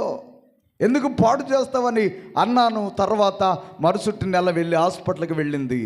హాస్పిటల్కి వెళ్ళిన తర్వాత స్కాన్ చేయించుకుంటే క్యాన్సర్ అని చెప్పారు. క్యాన్సర్ అని చెప్పి కాకినాడలో మరి క్యాన్సర్ హాస్పిటల్లో జాయిన్ అయింది. ఆమె ఇనోమల్ చేయించుకుంది ఎన్నో విధాలుగా. ఆ పేగు తీసేసి బయటికి పెట్టారు కలెక్షన్. పేగు తీసి బయటికి పెట్టేశారు కలెక్షన్. ఇప్పుడు దాంతో బెల్ట్ వేసుకుని తిరుగుతుంది ఊరంతా. దేవుని పనికి సహకరించవు, పాడు చేయడానికి ప్రయత్నం చేస్తావు. ఎవరు పాడైపోతారు? పాడు చేస్తున్న వాడు పాడైపోతాడు. దేవుని స్తోత్రం. హల్లెలూయా. హల్లెలూయా. దేవుని పనిని పాడు చేసేవారు కాదు, ప్రోత్సహించేవారు కావాలి. దేవుని సన్నిధిలో చక్కని అర్పణకి ఇచ్చేవారు కావాలి, సమర్పించుకునేవారు కావాలి. దేని కొరకు సమర్పించాలి మనము? ఏదో పాస్టర్ అయ్య గారు మంచి బిల్డింగ్లు కట్టుకుంటారు. ఏ బిల్డింగ్ కట్టారు? ఇదిగో చక్కని బిల్డింగ్లు కట్టారు. లేకపోతే వారు కార్లు వేసి తిరుగుతున్నారు. ఎవరి కోసం? రాత్రనక పగలనక మీకోసం కష్టపడి పని చేయడానికి, కష్టపడి ఇక్కడ రావడానికి, రాత్రి పగలు తిరగడానికి వానికి వాహనం కావాలి. అది ఎవరు కొంటారు? ఆయన కొనుక్కోగలడా? ప్రోత్సహించాలి. దేవుని పని కొరకు ప్రోత్సహించాలి. ప్రోత్సహించడం మానేసి పాడు చేసేవారు ఉంటారో తీరా చూస్తే దేవుడు గాక నిన్ను పాడు చేయకుండా చూసుకోవాలి. దేవుని స్తోత్రం. హల్లెలూయా, హల్లెలూయా. చాలాసార్లు చెప్పాను నేను ఇదే విషయాన్ని. అమ్మ, పాడు చేయకూడదమ్మా, నువ్వు పాడైపోతావు. దేవుని పనిని పాడు చేయొద్దు, నువ్వు పాడైపోతావు. ఈవిడే తన కుమార్తె వాళ్ళ ఫ్యామిలీ అందరూ కూడా చర్చకు వస్తుంటుంటే ఆమెను కూడా ఎలా చెప్పిందంటే, పాస్టర్ గారికి ఎక్కువ ఇచ్చేయకూడదు, ఈరోజు ఇస్తే రేపు కూడా ఇవ్వాల్సి వస్తుంది అన్నదంట. ఈరోజు ఇస్తే రేపు కూడా ఇవ్వాల్సి వస్తుందట. అందుకని ఈ రోజు ఎక్కువ ఇచ్చేయకూడదు, రేపు మళ్ళీ ఇవ్వాలి కదా అన్నదంట. దేవుని స్తోత్రం. ఆ బిడ్డ ఏం చేసిందంటే, అందరూ క్రిస్మస్కి అందరూ 5,000 10,000 వేసుకుంటుంటే ఆమె 2,000 అటుకు చేతులు పెట్టింది. పాపను కేకేసి, మీ మమ్మీ 2,000 కాను ఇదేంటి చందా రాసింది, ఏమైంది అని అడిగితే ఆ పాప చెప్తుంది ఏమనంటే, మా అమ్మమ్మ గారు వచ్చి అంతా ఇచ్చేది తర్వాత ఇద్దాంలే ఎప్పుడొకప్పుడు అని చెప్పింది అని ఆమె ఆ చిన్న బిడ్డ చెప్తుంది. నాకు చెప్తున్నప్పుడు నేను అన్నాను, అమ్మ, మీ మమ్మీ కూడా చాలా బాధపడుతుంది రేపు అన్న రోజుని. ఇస్తానని వాగ్దానం చేసింది కదా, తర్వాత ఎందుకు ఇలా చేసిందో అని చెప్పాను. తల్లికి రోగం అయితే వచ్చిందో బిడ్డకు కూడా అదే రోగం వచ్చింది. వేళ చూపించను రండి. దేవుని స్తోత్రం. ఎందుకంటే పాడు చేసేవారు ఉండకూడదు. నువ్వు పాడయ్యావు, నీ బిడ్డను పాడు చేసావు. నువ్వు పాడైపోయావు, నీ కుటుంబాన్ని పాడు చేసుకుంటావు. మందిరాన్ని పాడు చేయకూడదు, మందిరాన్ని సన్మానించాలి. మందిరం పనులలో బాలిభాగస్తులుగా ఉండాలి. మందిరాన్ని ప్రేమిస్తూ ఉండాలి. అవసరమైతే మందిరంలో భయభక్తులు కలిగి దేవుని సన్నిధిలో ప్రార్థన చేయాలి. అలా చేసినప్పుడే నువ్వు దీవించబడతావు, నీ బిడ్డలు దీవించబడతారు, నీ బిడ్డలను నిన్ను దేవుడు దీవిస్తాడు. దేవుని యొక్క శాపం వస్తే 3-4 తరాలు అన్నాడు. ఎన్ని తరాలో తెలియదు. దేవుడే కాక దీవించవలసి వస్తే ఎన్ని తరాలు దీవెనలు ఉంటాయో తెలియదు. దేవుని దీవెన కావాలా, దేవుని శాపాలు కావాలా? దేవుని పనిని పాడు చేద్దామా, దేవుని పనిని ప్రోత్సహిద్దామా? దేవుని మందిరాన్ని కడదామా, దేవుని మందిరాన్ని ఏమైనా పాడు చేయడానికి చూద్దామా? ఏం చేద్దాం? దేవుని మందిరం అంటే ఏదో అనుకుంటారు, ఏదో వెళ్ళడం రావడం అనుకుంటారు, కానీ దేవుని మందిరంలో జరిగే విషయాలు వారికి తెలియదు. దేవుని స్తోత్రం. హల్లెలూయా, హల్లెలూయా. రోజు నేను టాండిలంక అనే గ్రామానికి వెళ్ళి వాక్యం చెప్తున్నాను. వాక్యం చెప్తుంటే ఒక ఆయన వచ్చి అన్నాడు, వాక్యం ఆఫ్ చేయి అన్నాడు మధ్యలో. ఏంటి వాక్యం ఆఫ్ చేయమని పెద్ద అతను ఇలాగ అన్నాడు ఏంటి అని నేను ఆలోచన చేసి, అయ్యగారు చూడండి అన్నాను నేను. అయ్యగారు చూడండి అంటే ఆయన అలాగే అంటాడండి అన్నాడు. కర్ర వేసుకొచ్చాడు వాక్యం చెప్పడానికి. చెప్తుంటుంటే మందిరానికి కాళ్ళు చక్కగా కర్ర వేసుకుని వచ్చేసాడు ఏకంగా ఆఫ్ చేయమని. మరొకసారి మరో సంవత్సరానికి నేను మళ్ళీ అదే ఉపవాస కూటాలకు వెళ్ళడానికి వాక్యం చెప్పడానికి వెళితే ఆ వాక్యం చెప్పే ముందు ఆ కర్ర వేసుకుని నడుస్తూ వస్తున్నాడు. ఏంటి నడుసు వస్తున్నాడు ఏంటి అనుకుంటే ఆయన కుంటుతూ చెయ్య ఇలా పెట్టుకుని నడుసు వస్తున్నాడు.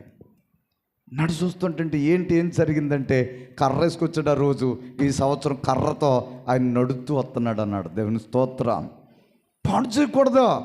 దేవుని వాక్యాన్ని, దేవుని మందిరాన్ని, దేవుని పనిని పాడు చేస్తే వాడు పాడైపోయాడు. నడవడానికి కూడా వీల్లేదు. పాడు చేసేవారు ఉంటే పాడైపోతారు. దేవుని స్తోత్రం. ఎవరు పాడు చేసేవారు ఉండకూడదు, ప్రోత్సహించేవారు ఉండాలి, సన్మానించేవారు ఉండాలి, దేవుని మందిరాన్ని గౌరవించేవారు ఉండాలి, దేవుని మందిరాన్ని ప్రేమిస్తూ ఉండాలి, దేవుని పనిని ఏదో రీతిగా ప్రోత్సహించాలి, కానీ దానిని పాడు చేయడానికి ఉపయోగించకూడదు. రోగములతోనూ లేకపోతే వ్యాధులతో, బాధలతో ఎన్నో విధములైన పరిస్థితులు నీ జీవితంలోనికి రాకుండా ఉండాలంటే దేవుని పనిలో నువ్వు ఎంత సమర్పణ కలిగి ఉండాలో. సమర్పణ జీవితం లేకపోతే మనం పాడైపోతుంటాం. ఈ మధ్యకాలంలో చాలామంది ఏం చేస్తున్నారంటే ఫ్యాషన్ బ్యాగులు, కొన్ని బ్యాగులు పట్టుకుని కొంచెం పిడికిలు పట్టుకుని వస్తుంటుంటారు. కొంతమంది రూపాయి కవర్లో, లేకపోతే 10 రూపాయలకి 10 కవర్లు ఇస్తుంటుంటారు. అందులో వేసుకుని కానుకలు పట్టుకొస్తున్నారు మన మందిరంలోకి.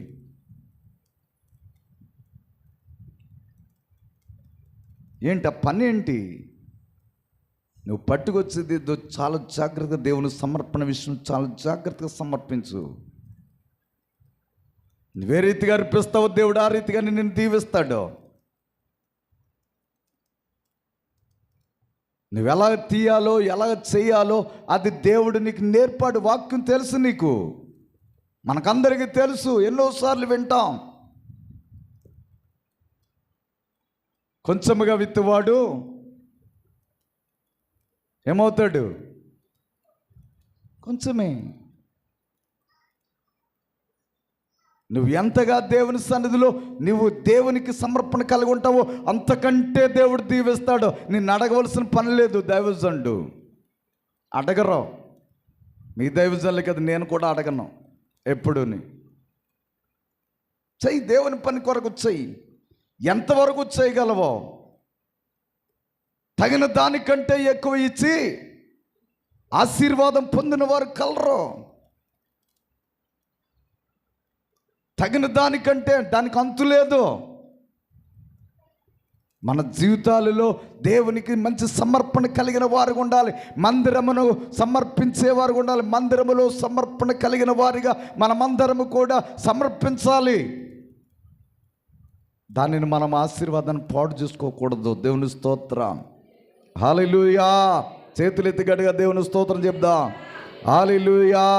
నిర్గమకాండం 23వ అధ్యాయము 19వ వచనం ఒక మాట చదవండి. నిర్గమకాండం 23వ అధ్యాయం 19వ వచనం. నీ భూమి ప్రథమ ఫలములలో దేవునికి స్తోత్రం, హల్లెలూయా, హల్లెలూయా. ఏం చేయాలంట? దేవుని మందిరములకు ప్రథమ ఫలములో ఉన్న దానిని పట్టుకు రావాలి. తర్వాత ఇంకో మాట ఉంది, కింద చదవండి. యెహోవా మందిరమునకు తేవలెను, ఉడకబెట్టకూడదు.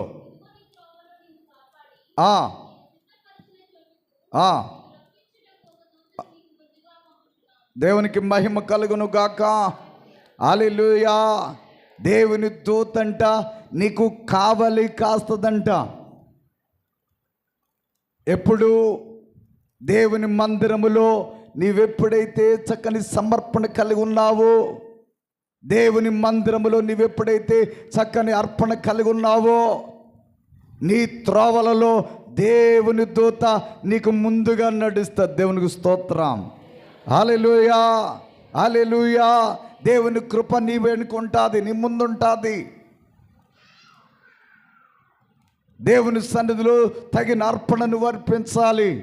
భూఫలములోనైనా, ఒకవేళ గర్భఫలములోనైనా, లేకపోతే నీకు కలిగిన దేనిలోనైనా కానీ దేవుని మందిరములో నువ్వు చక్కని సమర్పణ కలిగి జీవిస్తే నీకు వచ్చే ఆశీర్వాదం ఏంటో నువ్వు చూస్తావు.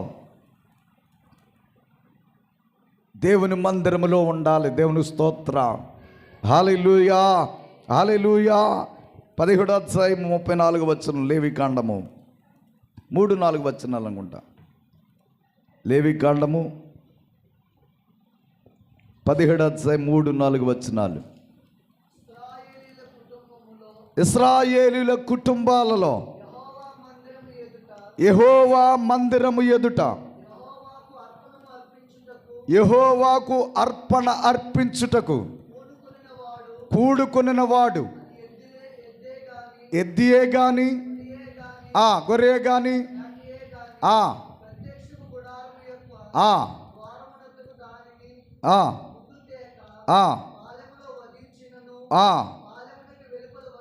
వధించినను ఆ మనుష్యుడు తన ప్రజలలో నుండి కొట్టివేయబడును. దేవునికి మహిమ కలుగును గాక. చాలు, హల్లెలూయా, హల్లెలూయా. దేవుని మందిరములోనికి నువ్వు ఎద్దైనా, ఒకవేళ గొర్రె అయినా, లేకపోతే నీ సమర్పణ అయినా సరిగా సమర్పించకపోతే ఏమైపోతాడంటే ఈయన ఏమైపోతాడు? మందిరములో నుండి కొట్టివేయబడతాడు. దేవుని స్తోత్రం. హల్లెలూయా, హల్లెలూయా.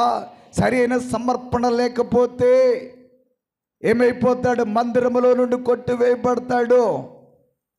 ఆయన మొదట చెప్పాను నేను, దేవుని మందిరమునకు వచ్చిన వాడు ఎవడు హీనుడు కాదు. దేవుడు ఎవరిని కూడా అసహ్యపడడు. దేవుని మందిరమునకు వచ్చిన వారిని ఎవరినైనా కానీ దేవుడు ప్రేమిస్తాడు. కానీ నీ జీవితంలో సరైన అర్పణ లేకపోతే దేవుడు నిన్ను బయట ఉంచుతాడు. దేవునికి స్తోత్రం.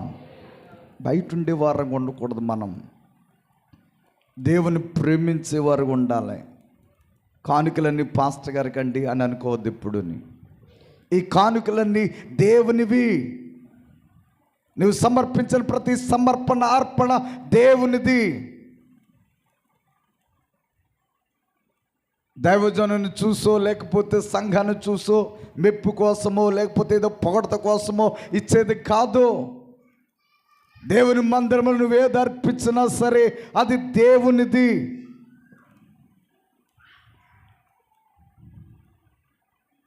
తర్వాత దాని జోలికి నువ్వు రావాల్సిన అవసరం లేదు.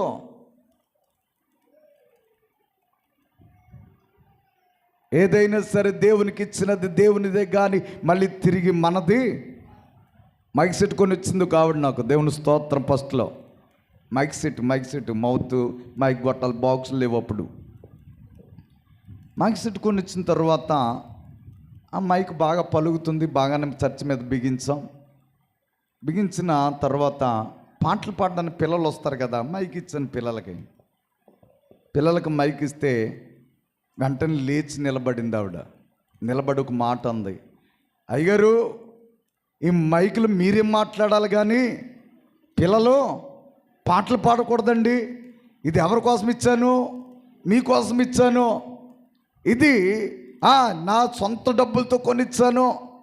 మరి సొంత డబ్బులు కాకపోతే ఏమన్నా ఎక్కడ నా అబద్ధాలు ఆడుకొని ఇచ్చావా, దొంగతనం వేసి ఇచ్చావా, లేకపోతే నేను అడిగానా? నేనేం అడగలేదే.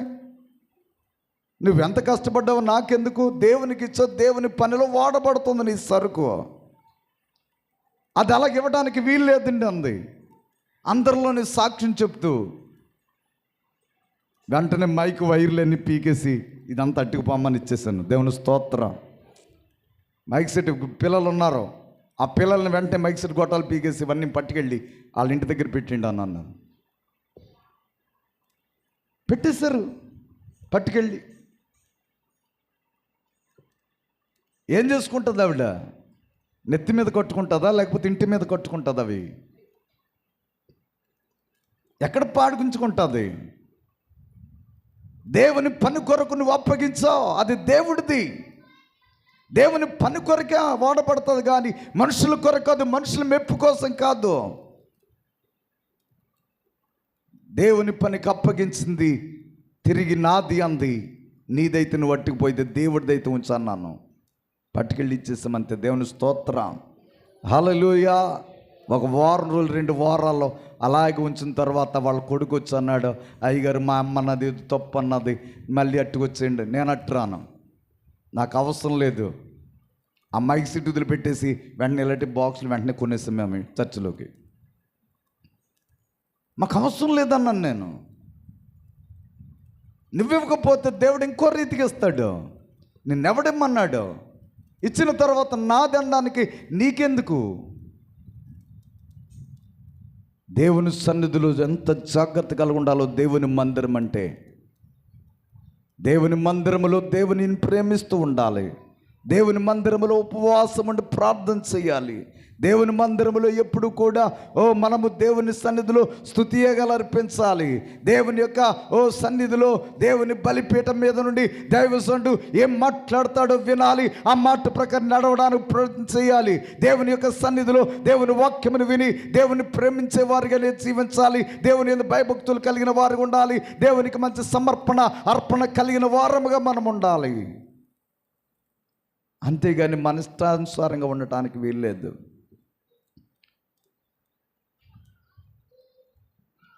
పాడు చేయకూడదు, నువ్వు పాడవకూడదు. దేవుని స్తోత్రం, హల్లెలూయా. దేవునిని మనం దేవుని పనిని పాడు చేయకూడదు, మన జీవితాన్ని మనం పాడు చేసుకోకూడదు. సంఘ విషయంలో నువ్వు చాలా జాగ్రత్త కలిగి ఉండాలి. దేవుడు నిన్ను అత్యధికంగా ఆశీర్వదించబోతున్నాడు. దేవుని స్తోత్రం, హల్లెలూయా, హల్లెలూయా. నువ్వే రీతిగాను కూడా కొట్టివేయబడకూడదు, నెట్టివేయబడకూడదు. దేవుడు నిన్ను ప్రేమించాలి కానీ దేవుడు నిన్ను కొట్టివేయకూడదు. నేను చదివిన వాక్యం అదే, లేవికాండం 17:3-4 దేవుడు ఏం చేస్తున్నాడు? వారిని కొట్టివేస్తున్నాడు. చాలామంది కోపం పుట్టించేవారు ఉన్నారు. కోపము పుట్టించేవారు ఏమైపోయారు బైబిల్లో మనకు తెలుసు. దేవుని స్తోత్రం, హల్లెలూయా, హల్లెలూయా. దేవుని సన్నిధిలో మనము ఎంత జాగ్రత్త కలిగి ఉన్నాము అంతకంటే దేవుడు నిన్ను ఆశీర్వదిస్తాడు. అందుకే చదవబడిన మాటల్లో మనము చాలా విషయాలు నేర్చుకున్నాం. నీ మందిరము దేవుని, నీ హృదయం దేవుని మందిరం. దేవుని స్తోత్రం. చదవండి, 1 కొరింథీయులకు రాసిన పత్రిక 3:17 మనమందరము చాలాసార్లు విన్న మాట ఇది. 1 కొరింథీయులకు రాసిన పత్రిక 3:17 ఎవడైనను దేవుని ఆలయమును పాడు చేసిన ఎడల ఏం చేస్తాడంటే దేవుడు వానిని పాడు చేస్తాడు. దేవుని మందిరాన్ని పాడు చేశారు. దేవుని మందిరానికి తలుపులేశారు. దేవుని మందిరంలో ఆరాధన జరగకూడదు. దేవుని మందిరాన్ని మనం ఏ రీతిగాను కూడా అయ్యో ఈ మందిరానికి మీరు రాకూడదు అని ఎంతమంది ఎన్ని రకాలుగా ప్రయత్నాలు చేసినా ఒకే విషయాన్ని చెప్తున్నాను. ఎవరైతే దేవుని మందిరాన్ని, దేవుని పనిని ఎవరైతే పాడు చేశారో వారినంట దేవుడు పాడు చేస్తాడండి, పాడు చేస్తాడు. దేవుని స్తోత్రం, హల్లెలూయా, హల్లెలూయా. దేవుని మందిరాన్ని సన్మానించు, దేవుని మందిరాన్ని ప్రేమించు. దేవుని వాక్యము దేవుని మందిరములో ఉంది. దేవుని సన్నిధిలో దేవుడు స్వస్థపరుస్తాడు. దేవుడి సన్నిధిలో దేవుడు నిన్ను రక్షిస్తాడు. దేవుని సన్నిధిలో దేవుడు నిన్ను దీవిస్తాడు. దేవుని సన్నిధిలో దేవుని కార్యాలు నువ్వు చూస్తావు. ఎవడైనా నువ్వు ఒకవేళ దేవుని మందిరాన్ని పాడు చేస్తే వానిని దేవుడు పాడు చేస్తాడు. దేవుని స్తోత్రం. ఇంకా కింద చదువమ్మ మాట, దేవుని ఆలయము పరిశుద్ధమై ఉన్నది. మీరు ఏమై ఉన్నారంట? ఆలయమై ఉన్నారు. దేవుని మందిరము పరిశుద్ధముగానే ఉండాలి. ఆ మందిరము ఎవరో కాదు, నీవే. దేవుడుండు స్థలము నీవే. ఈ మందిరమును పాడు చేయకూడదు. ఈ మందిరమును పరిశుద్ధంగా ఉంచాలి. ఈ మందిరమును సన్మానించాలి. ఈ మందిరములో సమర్పణ కలిగి ఉండాలి. ఈ మందిరములో నీవు ఎలా ఉండాలి? దేవుని ప్రేమించేవారు ఉండాలి. ఈ మందిరములో నువ్వు ప్రార్థన చేసేవారు ఉండాలి. ఈ మందిరములో దేవుడు ఉన్నాడని మనము ఎరిగి ఉండాలి. మందిరమును పాడు చేస్తే మనం పాడవుతాము. ఆ మందిరము ఎవరో కాదు, నీవే. నీవు పాడవడానికి ఇష్టం లేదు దేవునికి. దేవుని మందిరం పాడవడానికి ఇష్టం లేదు. దేవుని మందిరం పాడైపోతే దేవుని కార్యాలు మనము చూడలేం. దేవుని కార్యాలు జరగవు. దేవుని అద్భుతాలు చూడలేం. దేవుని యొక్క అభిషేకం మన మీదకి రాదు. దేవుని మహిమ మన మీదకి రాదు. దేవుని ప్రజలుగా మనకు పేరుండదు. దేవుని యొక్క కుటుంబంలో మనం ఉండలేం. కనుక దేవుని ప్రేమించేవారుగా ఎంత మాత్రము కూడా విడిచిపెట్టకుండా ఉండాలి. దేవునికి స్తోత్రం, హల్లెలూయా, హల్లెలూయా. అందుకే చదవబడిన వాక్యములో మనము చూసినప్పుడు పరిశుద్ధ స్థలముగా యాకోబు ఎప్పుడైతే వారిని మార్చబడ్డాడో, పరిశుద్ధ స్థలముగా ఎప్పుడైతే మారాడో అద్భుతాలు జరగటం ప్రారంభమైంది. దేవునికి స్తోత్రం, హల్లెలూయా, హల్లెలూయా. తన జీవితంలో ఉన్న మోసపు బ్రతుకులు, తన జీవితంలో ఉన్న బానిసత్వపు బ్రతుకు, తన జీవితంలో ఉన్న అయిష్టమైన కార్యాలు ఎప్పుడైతే ఈజిప్ట్ దేశంలో బయటకు వచ్చాడో, ఎప్పుడైతే తన బ్రతుకును మార్చుకుని వచ్చాడో, తన బ్రతుకు ఎప్పుడైతే పరిశుద్ధంగా మార్చబడిందో వెంటనే కార్యాలు జరగడం ప్రారంభమయ్యాయి. నీటిని తాకిన వెంటనే నీరు 2 పాయలుగా మారిపోయింది. ఎందుకు? పనికిరాని స్థలాలలో ఆహారము దొరికింది, ఎడారిలో నీళ్లు దొరికాయి. వారి జీవితాలలో అన్ని అద్భుతాలు చూస్తూనే ప్రారంభించారు. పరిశుద్ధంగా మార్చబడాలి మనం. దేవుని స్తోత్రం. హల్లెలూయా. మందిరాలను పాడు చేసుకునేవారుగా కాదు, లేకపోతే మన కుటుంబాలను పాడు చేసుకునే వారంగా కాదు, లేకపోతే కనబడి మందిరాన్ని పాడు చేసే వారంగా కాదు. మన జీవితమును ఎప్పుడైతే పరిశుద్ధ ఆలయముగా మార్చుకున్నామో, పరిశుద్ధ స్థలముగా మార్చుకున్నామో, అప్పుడే దేవుడు మన జీవితాలలో అనేకమైన అద్భుతాలు చేయబోతున్నాడు. నీ జీవితంలో అలాంటి అద్భుతాలు జరగాలి. ఇశ్రాయేలు పక్షముగా ఏ కార్యమైతే దేవుడు చేస్తాడో అలాంటి కార్యాలు నువ్వు చూడాలి. దేవుడు ఇస్తానన్న ఆ వాగ్దాన భూమిలో దేవుడు వారిని చేర్చాడు. నీకు ఇస్తానన్న ఆ యొక్క రాజ్యాన్ని దేవుడు ఇవ్వబోతున్నాడు. దేవుని స్తోత్రం. హల్లెలూయా. ఆ రాజ్యము కొరకు మనమందరము పరిశుద్ధపరచబడాలి, పవిత్రంగా మార్చబడాలి. మన కుటుంబాలను మార్చుకోవాలి, మన గృహాలను మార్చుకోవాలి. మన యొక్క దేవుని యొక్క మందిరాన్ని పాడు చేసుకోకుండా దేవుని మందిరం పరిశుద్ధంగా చూసుకోవాలి. చక్కని అర్పణ, చక్కని సమర్పణ కలిగి ప్రభు సన్నిధిలో నీవు నేను కనబడితే దేవుడు మన జీవితాల్లో అనేకమైన అద్భుతాలు చేయబోతున్నాడు. అట్టి ధన్యత మనందరికీ కావాలని ఈ మాటలు తెలియజేస్తూ ముగిస్తున్నాను. కొన్ని మాటలు ప్రభు మన వెనుకడలో దీవించి ఆశీర్వదించును గాక.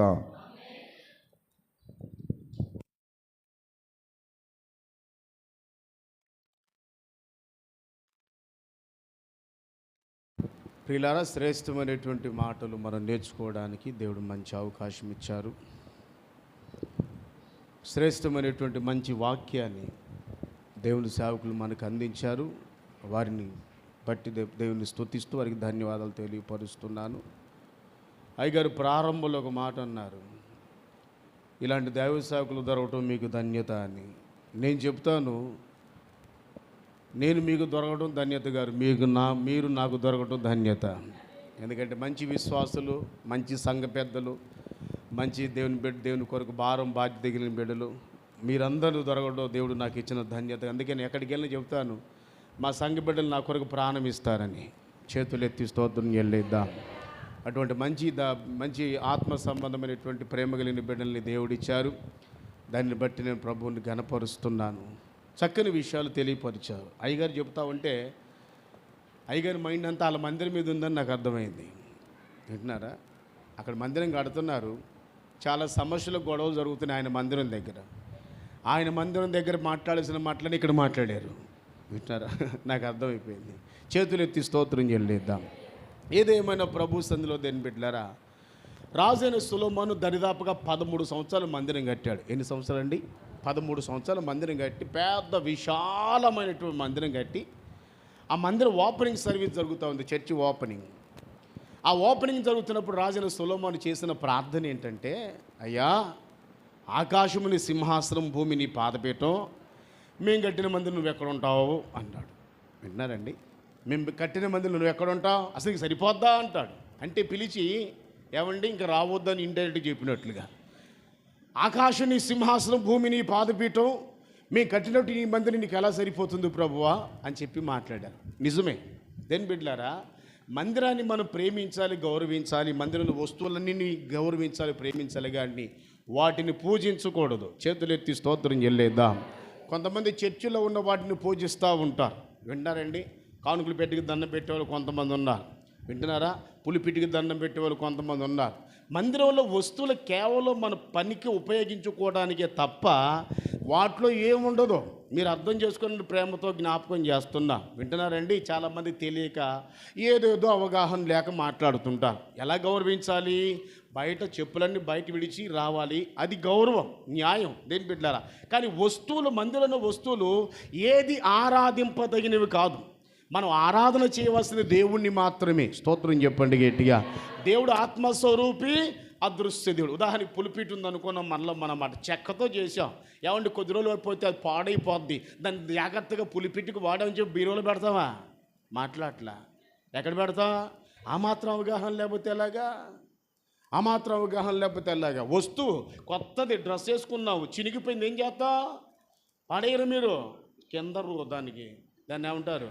గచ్చు తుడుస్తూ ఉంటారు. కనుక అవగాహన కలిగి మనం భక్తి చేయాలి. ఇక్కడ రాజైన సొలొమోను ఏం చేస్తాడంటే, మందిరం 12 సంవత్సరాల మందిరం కట్టిన తర్వాత సొలొమోను చేస్తున్న ప్రార్థన ఏంటంటే, ఇందులో నువ్వు ఉండవయ్యా, మరి ఏముంటుంది అక్కడ రాయబడిన మాట, ఎక్కడ దేవుని మందిరం ఉంటుందో నెంబర్ 1 అక్కడ దేవుని నామం ఉంచబడుతుంది. చేతులెత్తి స్తోత్రం చేయలేదా? నెంబర్ 2 ఆయన కనుదృష్టి ఏముంటుంది చెప్పండమ్మా, ఆయన కనుదృష్టి ఉంటుంది. నెంబర్ 3 ఆయన చెవి ఇక్కడ ఉంటుంది. మీరు రాజుల మొదటి గ్రంథము 8వ అధ్యాయం అంతా ఇంటికి వెళ్ళి చదువుకోండి, ఇప్పుడు వద్దులే. రాజుల మొదటి గ్రంథము 8వ అధ్యాయం అంతా చదువుకుంటే రాజుల సొలొమోను 13 సంవత్సరాలు అద్భుతంగా కొన్ని లక్షల కోట్ల రూపాయలు ఖర్చు పెట్టి పెద్ద మందిరం కట్టి చేస్తున్న ప్రార్థన ఏంటంటే, ఆకాశముని సింహాసనము, భూమిని పాదపీఠము, మేము కట్టినటువంటి బొడ్డ మందిరం నువ్వు ఎట్టు రావు, నీకు పట్టదు, అంత పెద్ద మహా గొప్ప దేవుడవు, అయితే నీ నామం ఇక్కడ ఉంచబడుతుంది. 2 నీ కనుదృష్టి ఇక్కడ ఉంచబడుతుంది. 3 నీ చెవి ఇక్కడ ఉంచబడుతుంది అన్నారు. అందుకని దేవుని మందిరంలో ఏముంటుందంటే ఒకటి దేవుని నామం ఉంటుంది. ఇక్కడికి వచ్చి మనం యేసు నామములో ఏం ప్రార్థన చేస్తే ఆ ప్రార్థన ఆలకించబడుతుంది. నీ అవసరాలు తీర్చబడునుగాక, నీ సమస్యలు తొలగిపోవునుగాక, నీ రోగాలు స్వస్థపరచబడునుగాక. అందుకని దేవుని మందిరానికి ఎందుకు రావాలో తెలుసా? దేవుని నామం ఉంచబడుతుంది కనుక. ఆ దేవుని నామం ఉంచబడిన ఈ స్థలానికి నువ్వు వచ్చి ప్రార్థన చేస్తే, నువ్వు ఏ ప్రార్థన న్యాయబద్ధంగా ఏ ప్రార్థన చేసినా యేసు నామములో చేసే ప్రతి ప్రార్థన ఆలకించబడి అద్భుతాలు జరుగుతాయి. అందుకని బైబిల్ చరిత్రలో మనం చదువుకున్నట్లయితే దేని బిడ్డలారా, మొదటి సమూయేలు గ్రంథంలో మనం మొదటి అధ్యాయం చదువుకుంటే హన్నా అనే సహోదరి మనకు తెలుసు. ఆమెకు పిల్లలు లేరు, గొడ్రాలు, ఊళ్ళో వాళ్ళందరూ గొడ్డుపోద్దాను అవమానపరుస్తూ ఉంటే ఈమె దేవుని మందిరానికి వచ్చి అలా ప్రలాపించి ఆడటం ప్రారంభించింది. పాస్టర్ గారు పెద్ద వయసు అయిపోయింది, ముసలోడు అయిపోయాడు పాస్టర్ గారు. ఈమె అక్కడ కూర్చొని ఏడుస్తూ ఉంటే, ఈమె ఏడుస్తూ దుఃఖపడుతూ ఉంటే పాస్టర్ గారు అనుకున్నారు పొద్దుటే మందు దాకా వచ్చిందని చెప్పాము, బుద్ధి జ్ఞానం లేదా, అప్పుడే ద్రాక్షరసం దాకా వచ్చావా అంటే ఆమె అంటదయ్యా, నీ దాసరాలు నేను అంత తక్కువగా నన్ను చూడొద్దయ్యా, నేను మనోదుఖం గలదానినై నా మనస్సుని దేవుని స్థితిలో కుమ్మరిస్తున్నానయ్యా అని అక్కడ ప్రార్థన చేస్తూ ఉంటే వెంటనే దైవసేవకుడు పలికిన మాట ఏంటి తెలుసా? నీవు కోరినట్లే జరుగునుగాక. 1 సంవత్సరం తిరిగేసరికి గొడ్డుపోతున్నటువంటి ఆ మనిషి గర్భం తెరవబడింది. గొప్ప సమూయేలు, గొప్ప ప్రవక్తని దేవుడు ఆ వ్యక్తికి ఇచ్చాడు. ఎందుకు? దేవాలయంలో చేయబడే ప్రార్థన. ఇంటి దగ్గర ప్రార్థన చేయకూడదా? చేయొచ్చు.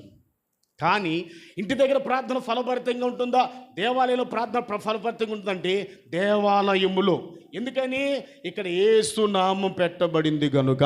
ఒక్క మాట చదవండి, ముగించేస్తాను. రాజుల మొదటి గ్రంథము దేని బిడ్డ 8వ అధ్యాయంలో రాయబడిన మాటను గమనిస్తే 29వ వచనం రాయబడిన మాటను నేను చదువుతున్నాను. దయచేసి బైబిల్ ఉన్న వాళ్ళందరూ కూడా రాజుల మొదటి గ్రంథం 8వ అధ్యాయం 29వ వచనం రాయబడిన మాట, నీ దాసుడునైనా నేను చేయి ప్రార్థన దయతో అంగీకరించినట్లు నా నామము అక్కడ ఉండునని ఏ స్థలమును గూర్చి నీవు సెలవిచ్చితువో ఆ స్థలమైన ఈ మందిరము తట్టు నీ నేత్రములు రేయింబవులు తెరవబడి ఉండునుగాక. ఒకటే గుర్తుపెట్టుకోండి దేని బిడ్డ, దేవుని మందిరం అది చిన్నదైనా పెద్దదైనా పాకైనా మరొకటి ఏదైనా యేసు నామములు, దేవుని నామములు ఎక్కడైతే మందిరం ఉంటుందో ఆ మందిరం దగ్గర ఏం జరుగుతుందంటే ఎల్లప్పుడూ యేసు నామం అక్కడ ఉంటుంది. 2 ఆయన కనుదృష్టి ఏముంటుందండి? సీసీ కెమెరాలు ఉంటాయి, జాగ్రత్త. హల్లెలూయా చెప్పాలి గట్టిగా. ఏంటా సీసీ కెమెరాలు? దేవుడు చూస్తున్నాడు, నువ్వు వస్తున్నావా, రావటం లేదా, వచ్చి నువ్వేం చేస్తున్నావు, వచ్చి నువ్వు వాక్యం వింటలేదా, నిద్రపోతున్నావా, పక్క వాళ్ళతో ఊసులాడుతున్నావా, ఎవడు శ్రద్ధగా వాక్యం వింటం లేదా, అన్నీ దేవుడు చూస్తుంటాడు. కనుక దేవుని మందిరానికి వచ్చినప్పుడు ప్రసంగి గ్రంథం 5వ అధ్యాయం మొదటి వచనంలో ఏం రాయబడిందంటే, నీ ప్రవర్తన విషయమై జాగ్రత్త. నీ మనసు ఎలా ఉంది? దైవ సేవకులు వాక్యం చెబుతూ ఉంటే దేని బిడ్డ అయిష్టంగా ఉన్నావా, లేకపోతే ఇష్టంగా ఉన్నావా, హృదయపూర్వకంగా వాక్యం వింటున్నావా, ఎప్పుడెప్పుడు మొగిస్తాడో బాబా అనుకుంటున్నావా? అన్నీ సీసీ కెమెరా. ICU చెప్పండి, ICU. ఇక్కడ నీ ప్రవర్తన సరిగా లేకపోతే ఆ గదిలోకి పంపిస్తాడు దేవుడు మనల్ని. ఏ గదిలోకి? మీకు అర్థమైపోయింది. చేతులెత్తి స్తోత్రం చెప్పండి గట్టిగా. ఇక్కడ ఆయన చూస్తున్నాడు దేని బిడ్డలారా, నువ్వు సరిగ్గా కూర్చున్నావా లేదా, నువ్వే మనసులో వస్తున్నావు, వాక్యాన్ని శ్రద్ధగా వింటున్నావా లేదా అని ఆయన కనుదృష్టి ఇక్కడే నిలిచి ఉంటుంది. Number 1, number 2, number 3. మూడోది ఏం రాయబడిందంటే ఆయన చెవి. ఏమిటండి? మన ఇక్కడికి వచ్చిన తర్వాత ఏం మాట్లాడుకుంటున్నాం? ప్రార్థన అయిపోయిన తర్వాత ఇక్కడ కూర్చుంటా కదా, పని పాఠం లేకుండా ఊసులాడుకుంటా. అప్పుడు ఎవరి గురించి మాట్లాడుకుంటాం? మంచి మాటలు మాట్లాడుకుంటున్నావా, చెడ్డ మాటలు మాట్లాడుకుంటున్నావా, ఎవరి గురించి న్యాయంగా మాట్లాడుతున్నావా? అన్నీ ఆయన వింటానే ఉంటాడు. మలాకీ గ్రంథం 3:16 ఏం రాయబడిందంటే, అప్పుడు యెహోవా యందు భయభక్తులు గలవారు ఒకరితో ఒకరు మాట్లాడుకొని చుండగా యెహోవా చెవియొగ్గి ఆలకించాడు. నమ్మిన వారు స్తోత్రం చెప్పండి గట్టిగా. కనుక దేవుని మందిరానికి వచ్చిన తర్వాత నీ ప్రవర్తన జాగ్రత్తగా ఉండాలి. దేవుడు చూస్తున్నాడు. నీ మాటలు కూడా జాగ్రత్తగా ఉండాలి. దేవుడు వింటున్నాడు. దేని బట్టి చర్చికి వచ్చిన తర్వాత నీ సెల్ ఫోన్లని బయటే నోరు మూసి రావాలి.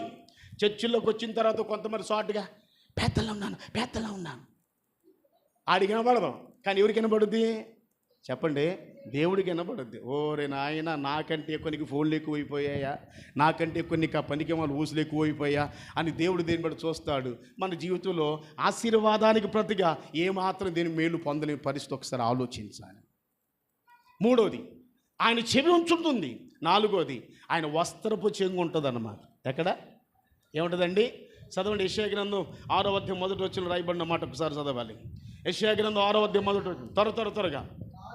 రాజైన ఉజ్జియా మృతి పొందిన సంవత్సరమందు తర్వాత అదిగో అక్కడ రాయబడిన మాట. యెషయా గ్రంథం 6వ అధ్యాయం 1వ వచనంలో దేని బిడ్డరా ముగింపు మాట చెప్తున్నాను, జ్ఞాపకం చేసుకోండి. దేవుని దైవజనుడైన యెషయాకు ఒక దర్శనం వచ్చింది. ఆ దర్శనం ఏం జరిగింది? దేవుని యొక్క చొక్కా, దేని బిడ్డరా వస్త్రపు చెంగు మందిరము మీద, దేవాలయము మీద కప్పబడింది. చేతులెత్తి స్తోత్రం చెల్లిద్దాం. గుర్తుపెట్టుకోండి, దేవుని మందిరం అనండి గట్టిగా. ఇక్కడ ఏముంటుంది? దేవుడు ఉండడం. వింటారండి? దేవాలయాన్ని మనం సన్మానించాలి, ప్రేమించాలి, గౌరవించాలి. మందిరం లోపల వస్తువుల్ని పూజించకూడదు. మైకు కావాలి కనుక వాడుకుంటున్నాం, పులిపీటు కావాలి కనుక వాడుకుంటున్నాం, కుర్చీలు కావాలి కనుక వాడుకుంటాం. వాటికి దండం పెట్టకూడదు, వాటిని గౌరవించి వాటిని పూజించి వాటికి దండం వేయకూడదు. అలా వేసావంటే నువ్వు దేవుని ప్రేమించినట్లు కాదు, వస్తువుని ప్రేమించినట్లు. కనుక ఒకసారి మీరు ఆలోచించాలి. దేవాలయాన్ని గౌరవించాలి, దేవాలయాన్ని ప్రేమించాలి, సన్మానించాలి. అంతవరకు ఇక్కడ దేవాలయం, దేవుని నామం పెట్టబడినటువంటి మందిరంలో ఏముంటుందో తెలుసా?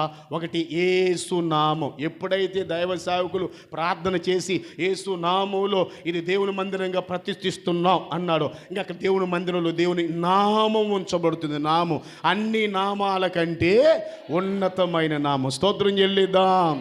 అందుకని యేసు నామములను ప్రార్థన చేస్తూ ఉంటే చిన్న ప్రార్థన అయినా ప్రభు ఆలకించి గొప్ప కార్యాలు జరిగిస్తారు. కనుక ఆయన నామం ఉంటుంది. నెంబర్ 2, రెండోదిగా ఆయన నేత్రములు, ఆయన దృష్టి, ఆయన కనునేత్రం, మన నేత్రములు చూస్తూనే ఉంటాయి. ఎవరు వస్తున్నారా, ఎవరు రావడం లేదా, వచ్చిన వాళ్ళు ఏం చేస్తున్నారా, ఎవ్రీథింగ్, ప్రతిదాన్ని కూడా ప్రభు గమనిస్తారు. నెంబర్ 3, ఆయన చెవి ఏమి మాట్లాడుకుంటున్నారు, ఏం ప్రార్థన చేస్తున్నారు అని దేవుడు ఆయన చెవి పెట్టి వింటూనే ఉంటాడు. నువ్వు చర్చికి వచ్చిన తర్వాత దేవుని గురించినటువంటి మాటలు మాట్లాడి ప్రార్థన కాకుండా అనవసరమైన మాటలు మాట్లాడితే దానికి నువ్వు లెక్క చెప్పాలి దేవునికి.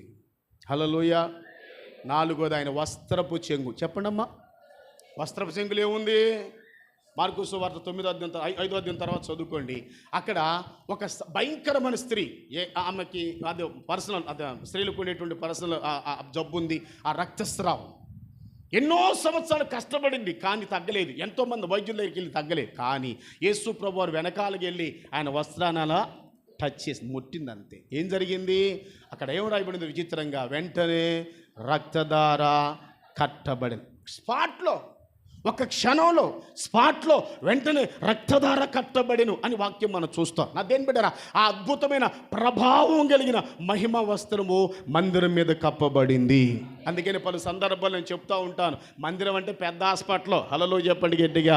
ఇక్కడ ఓపీలో ఉండో వచ్చి నువ్వు మోకరించి కన్నీరు విడిస్తే నీ జీవితంలో ప్రతి రోగం, అది ఎంత పెద్ద రోగమైనా చిన్నదైనా, ఏమాత్రం టెస్టులు లేకుండా, ఏమాత్రం ట్రీట్మెంట్ లేకుండా క్షణాల్లో నా దేవుడు స్వస్థత కలుగు చేయునుగాక. నీకున్న ప్రతి వ్యాధి నాదుడు బాగు చేయునుగాక. నీకున్న ప్రతి అనారోగ్య యేసు నామములో స్వస్థత అనుగ్రహించబడునుగాక. నువ్వు విశ్వసించి వచ్చినట్లయితే జరుగుద్ది. నువ్వు మంచి మనసుతో వచ్చినట్లయితే నీకున్న ప్రతి వ్యాధి ఏదైనా సరే దేని బిడ్డలారా ఆయన స్వస్థపరిచి ఆరోగ్యం ఇచ్చే దేవుడు. కుష్ఠ రోగులు, భయంకరమైన క్యాన్సర్ రోగులు, ఎయిడ్స్ రోగులు, 1-2 మరణకరమైనటువంటి ఎంతో భయంకరమైన వ్యాధులతో బాధపడుతున్న వారందరినీ దేవుడు ముట్టాడు, స్వస్థపరిచారు. నువ్వు ఇక్కడ ఆయన వస్త్రపు చెంగుందని విశ్వసించి ఎక్కడైనా దేవుడు పెళ్ళ అంటే నీ బతుకంతే. ఇంకా 2 చేతులు తలలో చెప్పండి గట్టిగా. కొంతమంది భక్తులు ముదిరిపోయిన వాళ్ళు ఉంటారు. భక్తిలో ఓవర్ యాక్షన్ అంటారు దాన్ని. ఏమంటే భక్తులు ముదిరిపోయిన వాళ్ళు ఏమంటారంటే ఎక్కడైనా దేవుడే పెళ్ళ, ఇంటి దగ్గర చేసుకుంటూ దేవుడు లేడా, మందిరానికే వెళ్ళాలా. మరి నీకున్న జ్ఞానం దేవునికి లేదు, అందుకే మందిరాన్ని కట్టించాడు దేవుడు. నువ్వు మహాజ్ఞానం కలిగిన వ్యక్తి కాబట్టి అలా మాట్లాడుతున్నా. ఏమంటే బైబిల్లో ఏం రాయబడిందంటే ఎక్కడైనా దేవుడు ఉంటాడు, కానీ మందిరం అనేది దేవుడి నివాసం కొరకు ఏర్పాటు చేసుకున్న స్థలం ఇది. స్తోత్రం కలుగునుగాక. అందుకని ఈ మందిరానికి వచ్చినప్పుడు నిజంగా ఒక ఆదివారం మాత్రమే కాదు, పరిశుద్ధ గ్రంథం అని బైబిల్లో ఆనాడు ప్రతిరోజు దేవాలయంలో తప్పక కూడుకున్నారంటే ఎవ్రీ డే. మీరు తర్వాత చదువుకుని దేని బిడ్డారా, అపోస్తుల కార్యముల గ్రంథం 2:46 వచనంలో ఆ కింద 3వ లైన్లో రాయబడిన మాటని గమనిస్తే ఆదిమ సంఘంలో ఉన్న ప్రజలందరూ కూడా అనుదినము తప్పక అందరూ దేవాలయంలో కూడుకొనుచున్నారు అనే మాటను మనం చూస్తాం. కారణం ఏంటి? ఆదిమ సంఘంలో అద్భుతాలు జరిగాయంటే దేవాలయానికి అంత ప్రాముఖ్యతనిచ్చారు, దేవాలయాన్ని అంతగా గౌరవించారు, దేవాలయాన్ని ప్రతిరోజు కూడుకున్నారు. విచిత్రమైన సంగతి, ఈ సార్వత్రిక సంఘంలో అద్భుతాలు జరగలేకపోవడానికి గల కారణం ఏంటంటే ఆనాడు దేవాలయం మీద ఉన్నటువంటి మక్కువ, ప్రేమ, ఇష్టము ఈనాడు ప్రజలకు లేదు. ఎందుకని? ఇంట్లో మంచి మంచి సౌకర్యాలు, మంచి మంచి టైల్స్, మంచి మంచి ఏసీ రూములు, మంచి మంచి సోఫాలు ఉన్నాయి కాబట్టి ఇక్కడికి వస్తే కిందనే కూర్చోవాలి కనుక అలా చూస్తారేంటి? స్తోత్రం చెప్పండి గట్టిగా. ఇంట్లో సౌకర్యాలు బాగున్నాయి, ఎంతసేపు అని కూర్చోవచ్చు, ఎంతసేపు అని దేని బట్టి ఏమని చేసుకోవచ్చు, అన్ని సుఖవంతంగా ఏమాత్రం కష్టం లేకుండా చేసుకుంటాం. ఇక్కడికి వచ్చామనుకోండి, మోకాళ్ళ మీద ఉంచాలి. హుస్నగర్ వస్తే మరీ కఠినంగా ప్రవర్తిస్తుంటాడు, ఏ మోకాలు అంటాడు. మోకాళ్ళ మీద ఉండాలి. ఏమండి కుర్చీల మీద కూర్చొని ఎవరో ఏమన్నా కుర్చీల మీద కూర్చుంటే ఎందుకో నీకు అనారోగ్యం ఉందో దిగో అని అంటాడు. మరలా ఎందుకు గొడవ అంతా అని చర్చికి రా, అక్కడే ఆశీర్వాదం అంతా పోతుందన్నమాట. అందుకే ఈ అద్భుతం నువ్వు చూడలేకపోతున్నావు. అదే హాస్పిటల్కి వెళ్ళావు అనుకోండి, నీకు ఏసీ రూమ్ ఇస్తారా? మళ్ళీ అన్నమాట. ఏమండే వాడు ఎప్పుడూ ఓపి రంచుకుంటాడా? 100 మంది వస్తారా? బాబు కూర్చో పిలుతాను అంటాడు వాడు. అప్పుడు గాలి ఉన్నా లేకపోయినా ఏమండి అలా కూసూరు మోహం వేసుకుని కూర్చో. అక్కడైతే ఎన్ని గంటలని కూర్చుంటావు, మందిరంలో కూర్చోండి చాలా మందికి బాధ. యేసునామములో అటువంటి మైండ్ తొలగిపోవునుగాక. హల్లెలూయా. ఎంతసేపు కూర్చుంటే మందిరంలో అంతా ఆశీర్వాదం. ఎందుకని? ఆయన కనుదృష్టి ఇక్కడుంది, ఆయన నామం ఇక్కడుంది, ఆయనకు చెవి ఇక్కడుంది, ఆయన వస్త్రపు చెంగు చెప్పడు, ఆయన వస్త్రపు చెంగులో ప్రభావం, స్వస్థత ఉంది కనుక నీవు ఏ అనారోగ్యంతో వచ్చినా నువ్వు విశ్వసించి అవును దేవుని మందిరంలో దేవుని యొక్క అద్భుతమైన మహిమ వస్త్రం కప్పబడింది అని విశ్వాసంతో నువ్వు ఇక్కడికి వచ్చి ప్రార్థన చేసుకుంటే దేని బిడ్డారా, నీ దేహంలో ఏ రోగం ఉన్నా సర్వ రోగానికి స్వస్థత కలుగుతుంది. నా దేవుడు స్వస్థపరిచే దేవుడుగా ఉన్నాడు. ఆమేన్. కనుక ఇటువంటి అద్భుతమైన మందిరాన్ని ప్రభు మనకి ఇచ్చారు. ఆలస్యం చేయొద్దు, అనాలోచనతో ఉండొద్దు. సంఘాన్ని ప్రేమించండి, మందిరాన్ని ప్రేమించండి, మందిరాన్ని గౌరవించండి. ఏ ఉపవాస ప్రార్థనగా మానవద్దు, ఏ ఆదివారపు ఆరాధనగా మానవద్దు. దీన్ని బిడ్డారా ఒకటే గుర్తుపెట్టుకోవాలి, ఇది దేవుని మందిరం అనండి గట్టిగా. మనుషులు మనం చూడొద్దు దేని బిడ్డారా, మనుషుల పెత్తనం కాదు, మనుషుల ఆలోచన కాదు, మనుషులకు తెలియటట్లు కాదు. దేవుని మందిరం కనుక దేవుని నామం ఉంది, దేవుని కనుదృష్టి ఉంది, దేవుని చెవి ఉంది, ఆయన మహిమ వస్త్రం కప్పబడింది కనుక ఇక్కడ చేసే ప్రతి ప్రార్థన ప్రభు ఆలకిస్తాడు. మీరు తర్వాత 8వ అధ్యాయంతో చదువుకోండి. రాజైన సొలొమోను ఏమని ప్రార్థన చేశారంటే, ప్రభువా ఎవరైనా అనారోగ్యంతో ఉండి రోగంతో మందిరానికి లేచి రాలేని పరిస్థితి వస్తే వాళ్ళు నిజంగా విశ్వాసంతో మందిరం ఏ వైపు ఉందో ఆ వైపు తిరిగి ప్రభువా బాగు చేయండి అయ్యా అని నువ్వు ప్రార్థన చేస్తే వాళ్ళని బాగు చేయండి, వాళ్ళని స్వస్థపరచండి, వాళ్ళ ప్రతి పాపాన్ని క్షమించండి అని పలికినట్లుగా వాక్యంలో మనం గమనిస్తాం. కనుక అటువంటి మహిమ గల ఈ మందిరాన్ని ప్రభు ఈ ప్రాంతంలో మీ అందరి ఆశీర్వాదం కొరకు, మీ అందరి దేవుని కొరకు ప్రభు అనుగ్రహించున్నారు. కనుక మనం ఏమి ఇచ్చినా యేసే రుణాన్ని తీర్చలేం. స్తోత్రం చెల్లేద్దామా? అటువంటి అద్భుతమైన మందిరం ప్రభు మనకి ఇచ్చారు కనుక అందరూ మోకరించి ఒక్కసారి దేవుని బిడ్డరా ప్రార్థనాపూర్వకంగా ఓ చిన్న ప్రార్థన చేసుకుందాం. ఎవరంటారో వారే మోకరించి దయచేసి మోకరించండి. ఇంతవరకు అనేకమైన సంగతులు మనం నేర్చుకున్నాం. ఎవరు అనాలోచనతో ఉండకుండా దేవుని మందిరంలో మనం ఉన్నాం గుర్తుంచుకోవాలి, దేవాలయంలో మనం ఉన్నాం గుర్తుంచుకోవాలి. ఆయన మందిరం ఎందుకొరకనగా ఆయన నామం పెట్టబడింది మందిరం.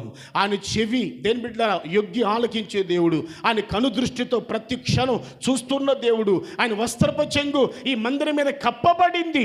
అద్భుతమైన కార్యం నువ్వు చూడబోతున్నావు. నువ్వు విశ్వాసముతో దేవుని మందిరములో కార్యం జరుగుతుంది, దేవుడు చూస్తున్నాడు. చూస్తున్నాడు, దేవుడు వింటున్నాడు, ఆయన వస్త్రం ఉందని చెప్పి విశ్వాసంతో నువ్వు వచ్చి ప్రార్థన చేస్తే ఖచ్చితంగా నీ సమస్యలు తొలగించబడతాయి, నీ వ్యాధిని స్వస్థపరుస్తాడు నా దేవుడు, నీ దుఃఖాన్ని, నీ కన్నీటి బ్రతుకుని నాట్యముగా మారుస్తాడు దేవుడు. అటువంటి అద్భుతమైన కార్యం జరగాలని చెప్పి కోరుకుంటే ఒక్కసారి అలాగే మోకరించి దేని బిడ్డరయ్యా, ఇంత అద్భుతమైన సుందరమైన ఇంత మహిమగల ఉన్నతమైనటువంటి మందిరాన్ని మీరు మాకు ఇచ్చారు. మాకు ఏ జ్ఞానం లేకపోయినా, ఏ విధమైనటువంటి అర్హత మాకు లేకపోయినా మమ్మల్ని ప్రేమించిన తండ్రి, మా బిడ్డల ద్వారా తండ్రి ఈ మంచి మందిరాన్ని మీరు ఇచ్చినందుకు స్తోత్రం నాయనా.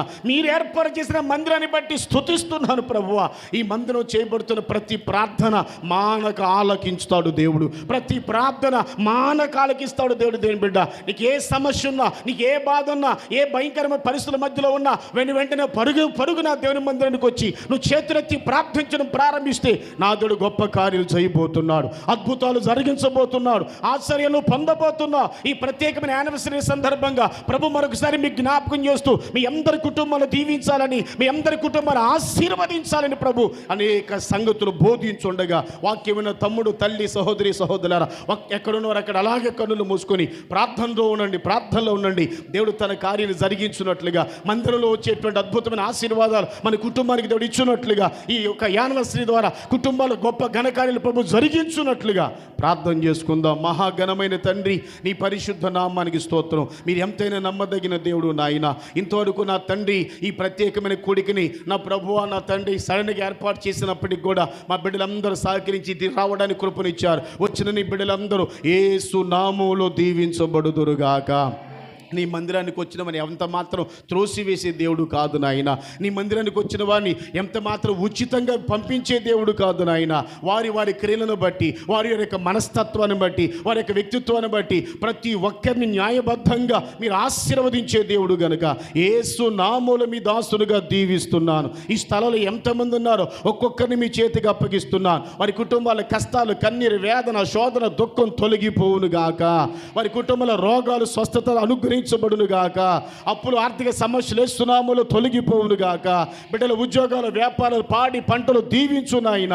నీ నామం పెట్టబడిన మందిరం నిలిచి చేతులెత్తి నీ బిడ్డను హృదయపూర్వకంగా ఆశీర్వదిస్తుండగా యేసు నామములో నీ ఆశీర్వాదం బిడ్డల మీద నిలుచునుగాక.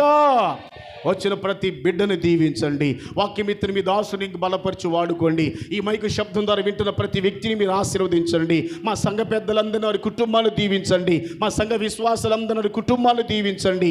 ఏది ఏమైనా ఇది నీ నామం పెట్టబడిన మందిరం కనుక నా తండ్రి, కేవలం మీ నామాన్ని స్తుతించి ఘనపరిచి ఈ యొక్క మందిరంలో నుంచే నాయనా నా ప్రభ మీ రాకడ ప్రత్యక్షమైనప్పుడు మీ రాకడ కొరకు సిద్ధపరచబడ్డానికి కృప దయచేయమని, చేరికూడ వచ్చిన బిడ్డలందరినీ బలపరచమని ఈ ప్రత్యేకమైన అవకాశం మీరు మాకు ఇచ్చిన స్తుతులు చెల్లిస్తూ ఈ కార్యక్రమం అంతలో ఇంతవరకు తోడుగా నడిపించినందుకు వందనాలు తెలియపరుస్తూ యేసు నామం పేరట ప్రార్థించి పొంది ఉన్నాము తండ్రి. అందరూ ఆమేన్ చెబుదామా? తండ్రి అయిన దేవుని ప్రేమ, ప్రభు అయిన యేసుక్రీస్తు వారి యొక్క కృప, పరిశుద్ధాత్మ దేవుని యొక్క సన్నిధి, సహవాసము సదాకాలం చేరి కూడి వచ్చిన బిడలైన మనందరికీ కృప తోడయుండి ఈ పరిచర్యకి విశ్వాసులైన ప్రతి ఒక్కరికి, ఈ సంఘం కొరకు ప్రయాసపడి సహకరించి ప్రయాసపడుతున్న ప్రతి కుటుంబానికి నా దేవుడు ఉన్నతమైన గొప్ప ఆశీర్వాదాలతో నింపి మహిమగల ఆయన రాకడ కొరకు మనలందరినీ సిద్ధపరుచునుగాక. ఆమేనందామ గట్టిగా హల్లెలూయా చెప్పాలి. హల్లెలూయా.